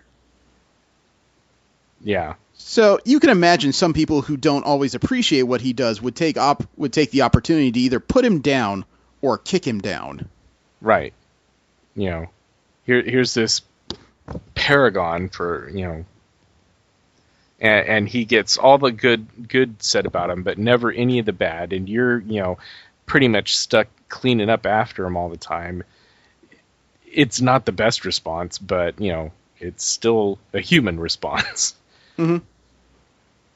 And frankly, I did like the response of a lot of the characters in it, because you saw both the positive and negative aspects of this change. You saw Superman finally understanding what it is to be a human in the city he was protecting, as well as the police finally kind of understanding what lengths he might actually go to protect everyone else. Mm-hmm. You also, and I can't credit it enough, when you have stories like this, the villains are just as important as the heroes. Right. The heroes can't go up against the same stuff they've been dealing with when they had all their powers. They're going to get killed. And Pack and Kuber came up with an interesting new villain that fit right in this weird niche that Superman is sitting in at this point. Because it was something that was hard to deal with. If he was all super, it'd be easy. Yeah. But at this level, this thing was a serious threat. Honestly, even with all of his powers, just through the ability to control civilians and so forth, it would have made it pretty challenging. But like when I was reading but not it, a threat to him necessarily. Right? No, definitely not threatening to him, but a threat nonetheless. But yeah, for him now, it really kind of made it more immediate, more interesting to read, because I'm sitting there going, man, if he had his powers, this and this and everything, but he doesn't. And so yeah, I mean, that was what I was really enjoying, was just the struggle and the way that they showed it. It was a good read. Actually, over the course of this story, there may be a new burgeoning character in here. The lady firefighter, Lee. Right. Yeah. She turned out to be super interesting in this. Mm-hmm. Oh, yeah. She was multi-layered, had something akin to a superpower towards the latter part of the story, and was relatively believable because I guess the right way to put it would be she challenged Clark Kent on a lot of his steadfast beliefs. His want to jump in the fray, her standpoint on civil disobedience, the order, the municipality basically of Metropolis, and why things are the way they are versus why he did what he did. Mm-hmm. She managed to show him a lot of how people respond to what he is, both the positive and the negative. The people rallying to the neighborhood when they found out Superman lived there and were so glad to have something like him, as well as the people who probably don't like the idea of being deceived for a large amount of their lives. Yep. Or just, the fact that, he brings trouble. Mm-hmm. They definitely gave him a little bit of Batman in this story. Mm-hmm. Sometimes some of your problems are just self-inflicted. I did have a little bit of difficulty with the kind of the militia vibe the neighborhood took over later on in issue 43 when they started talking about protecting their neighborhood. Right, but I get it. I mean, yeah. I get it. I'm not saying, poo on that. It ruined the whole thing. It's just I had issues with it. Well, then I don't know. It fit in with me just due to the fact that, here they were just almost attacked by the police and, nobody else is going to do it for them. Mm-hmm. I guess it's just one of those things where I understand the need. However, how quickly all that came together seemed kind of suspect to me. Well, that was the one thing, too, because, again, all of a sudden, was it in the third one or the fourth one where he goes to the mayor? It was in the third one where he arrives. It was the fourth one where they had the confrontation. Right, and that was the point where I was just kind of like, okay, now he's there all of a sudden. Wait, why? I wasn't quite sure why, other than either he was already on his way there or perhaps he heard another strange radio transmission. Yeah, so that point was, him coming down after viewing his apartment or his home being raided and everything, and they were kind of already having the discussion of, okay, what do we do with him now? Yeah, because this is a lot more than anybody in the neighborhood probably signed on for. So him coming down and giving the speech and everything made sense, just as a natural progression of, okay, we need to make sure everybody's on board because I can't protect everybody. The villain of this story, Wrath, the designs on that were really strong. Yeah. I kind of liken it to some of the best villains that Jim Lee came out during his heyday of Wildstorm. It really kind of reminded me of Spawn in a way. A little bit. It reminds me of something else, but I'm having trouble locking it down. Some of the design work seemed very reminiscent of the original version of Rainmaker, all the weird asymmetries involved in it. Mm-hmm. But obviously the black and white motif, or the black and nothing motif, is much different than the color scheme of the character. Right. It's kind of like... It kind of reminded me of Spawn. It was kind of it reminds me of the character design of the lady from Cyberforce, the redhead, the one that manipulated emotions of like Ripclaw and a few others. Oh God, that's gonna kill me. Not Killjoy, but she was another one of the Shocks. Mm-hmm. I could spend all evening on that. Anyway, yeah. Probably quicker to look it up. Yeah. Even in the fourth issue, when Superman finally sees Wrath for what it is and starts fighting it, the whole thing was not revolved, and it actually turned into a hell of a punching contest between the two.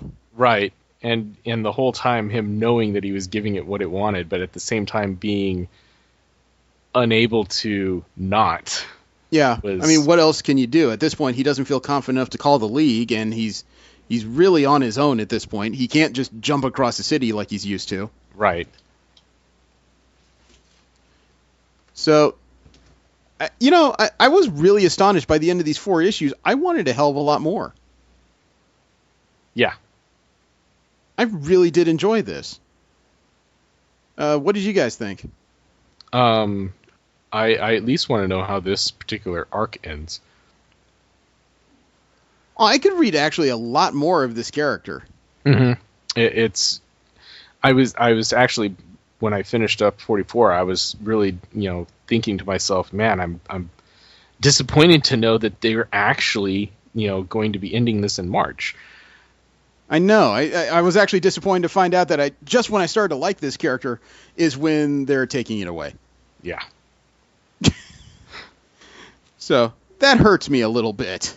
I mean, I know I've got more to read, but I know that there's that deadline coming. And I'm just like, oh, man. Yeah, I know. What about you, Jesse? What'd you think of all this? Overall, this thing to Superman being human was actually very refreshing take. But as for the villain, when I heard the name Wrath, I instantly thought of Wrath as one of 7 deadly sins kind of deal, as a established villain or organization within DC, which kind of turned me away, especially toward the end of the last book, where there's like some big larger grand scheme in the works, which kind of almost turned me away from it, because now they're trying to turn this somewhat more grounded thing to something much more grand, and I think. Well, the thing is, though, is that the 7 Deadly Sins have been malevolent characters in DC since they bought out like the comic company that owned Captain Marvel. The 7 Deadly Sins were what Captain Marvel was fighting against originally before DC bought out those books. Those were the things he was trying to protect humanity from. That's why he was imbued with the powers of 6. The powers from 6 Greek gods. Didn't know that. Huh? No. Oh, yeah. No, his magic word, Shazam, is actually alliteration of the first letters of the 6 Greek gods and characters that he takes his powers from. Oh, right. They later changed it and retconned it to, Egyptian gods, still matching the acronym, but... Yeah. Yeah. But the 7 Deadly Sins had been personified before in DC history. Yeah, I don't mind the grandiose scale, because again, this is DC. They're pretty much used to their big characters on the level of gods as it is. That didn't surprise me in the least. I was just really enjoying this character who, as Steve described, used to be the biggest, meanest thing in DC's universe, and now all of a sudden has to understand what it's like to basically be about 2 steps below Aquaman all of a sudden. Again, I had no problem with the character, but it's like everything that's happening around him. That's like for him, the thing that's happening within the city. I can't be sure. I didn't like the jackass that was giving him all kinds of crap, but there are people like that. But for me, it's like the grand scheme that's happening toward the end of the book, it kind of threw me out, as well as there are some parts of the story I'm missing when he's fighting the creature. It's like, well, that's the thing about an opportunist here. That's the thing about an opportunist, though, is just because Superman's been kind of brought low doesn't mean everything he's been fighting against is going to end what they're doing. They're just going to come at him harder. Again, and hope to kill him before he gets better. Again, I feel like there's some things I'm missing now. It's, some things that I thought were missing now. Maybe not as important, but I kind of feel like I wish I knew. Actually, I think this is an excellent jump-in point. You learned a lot very quickly. I'm not discounting it, but the sudden appearance of this wrath creature, I don't know. But that's what you need for a jump-in point, is something that everybody can catch up on at once. If it's going to be another villain that has 30 years of continuity, then that's going to turn out more new people than it's going to keep. Yeah, but when they introduced the creature, they already said he's already counted this before. Where? Yeah, well, that was one thing that was annoying me a little bit. It was like, see this other comic issue 42, and then in the second one, it's like, go make sure to read this if you don't want to miss out. And it's like, really? Yeah, no, that's the part that was kind of bugging me. That didn't bug me as much because, one, they explained where to see it, and two, by that point, the 2 series were coinciding. So if you're already a Superman fan, you're probably picking up both issues anyway. Right. I think the thing that kind of bugged me more was it was in the first of the Hard Truth, it was like, oh, make sure to pick this one up because it hadn't come out yet. So here you're reading about him fighting these things, but yet the issue where they were actually supposedly introduced still hadn't even been released. Yeah, I was able to let that one go simply because he still didn't know anything about these by this time. Right. I don't think you were going to learn anything. He'd already encountered them, but yet the comic that he had encountered them in wasn't released. Yeah. That wasn't. He hadn't learned anything. He hadn't learned anything. It was just a difference between a first and a second appearance. Yeah, and that's the thing that kind of bothered me. It kind of took me out of it a bit. Yeah, I was able to release that because he was still learning. With the city and his community, that was fantastic. That was fantastic. I'm actually surprised. Kind of bothered me. Yeah, I was actually surprised because this is something I could recommend to most people in my circles. I think I enjoyed this more than a bit. Mm-hmm. It's also it's an interesting tale. It's got a lot of the struggle that I think heroes need to become better characters, as well as a decent place to just kind of leap into the story. The only thing that makes me sad, though, is, like you said, the direct knowledge that this will end very soon. Then again, I guess it's a case of how much growth can the character go through before the actual growth of the character is regaining his powers, but finally understanding what it is to be one of the things underneath him as he's flying around. Yeah. I wonder if that will change his vantage point at all. However, fans don't like it often when superheroes learn, it seems. Well, I mean, it just kind of depends on how much of it they're willing to carry over. It's hard to say. Writers are... Yeah, some writers follow it, some writers ignore it. As soon as it goes back to where he's got powers again, it's probably going to switch to a different writer, in which point, whatever that writer decides to keep is kept and everything else goes out the window. It's one of the unfortunate things about having multiple writers. Yeah. I'm going to read a few more issues of this, though, because I'm really enjoying the storyline. Mm-hmm. Oh, and by the way, the Cyberforce character's name is Misery. Ah, thank you. Because, I was looking that up and I could not find it. All right. Let's see. What's next on the plate? Next week is post-Super Bowl week, so there's a little more freedom in there. Any storylines you guys have been following that are curious about? Have we finished up Secret Wars yet? Not yet. I wasn't sure. I think that was actually kind of the plan. we're waiting on it for a while, but the reading was never there because we were always involved in something upcoming in the following weeks. Yeah. All Well, I right, just think last time we actually mentioned, we'd do Depowered Superman this week, and then it was kind of the plan to do Secret Wars next week. Okay. And we read the first 3 issues, so you guys have got to read 4 through 9. No, we read the first 4. So we gotta go 5 3 through or 9. 4? We did 4. Okay. You guys have got to read the rest of it because I've already read the whole thing. Okay. All right. All right, so next week it is the second part of the Secret Wars. Thank you very much for tuning in. Invite you to roll with us again next week. Enjoy the Super Bowl and enjoy some time off. Have a great one. I am Jeremy. Steve? And Jesse. Don't jerk and drive. Enjoy.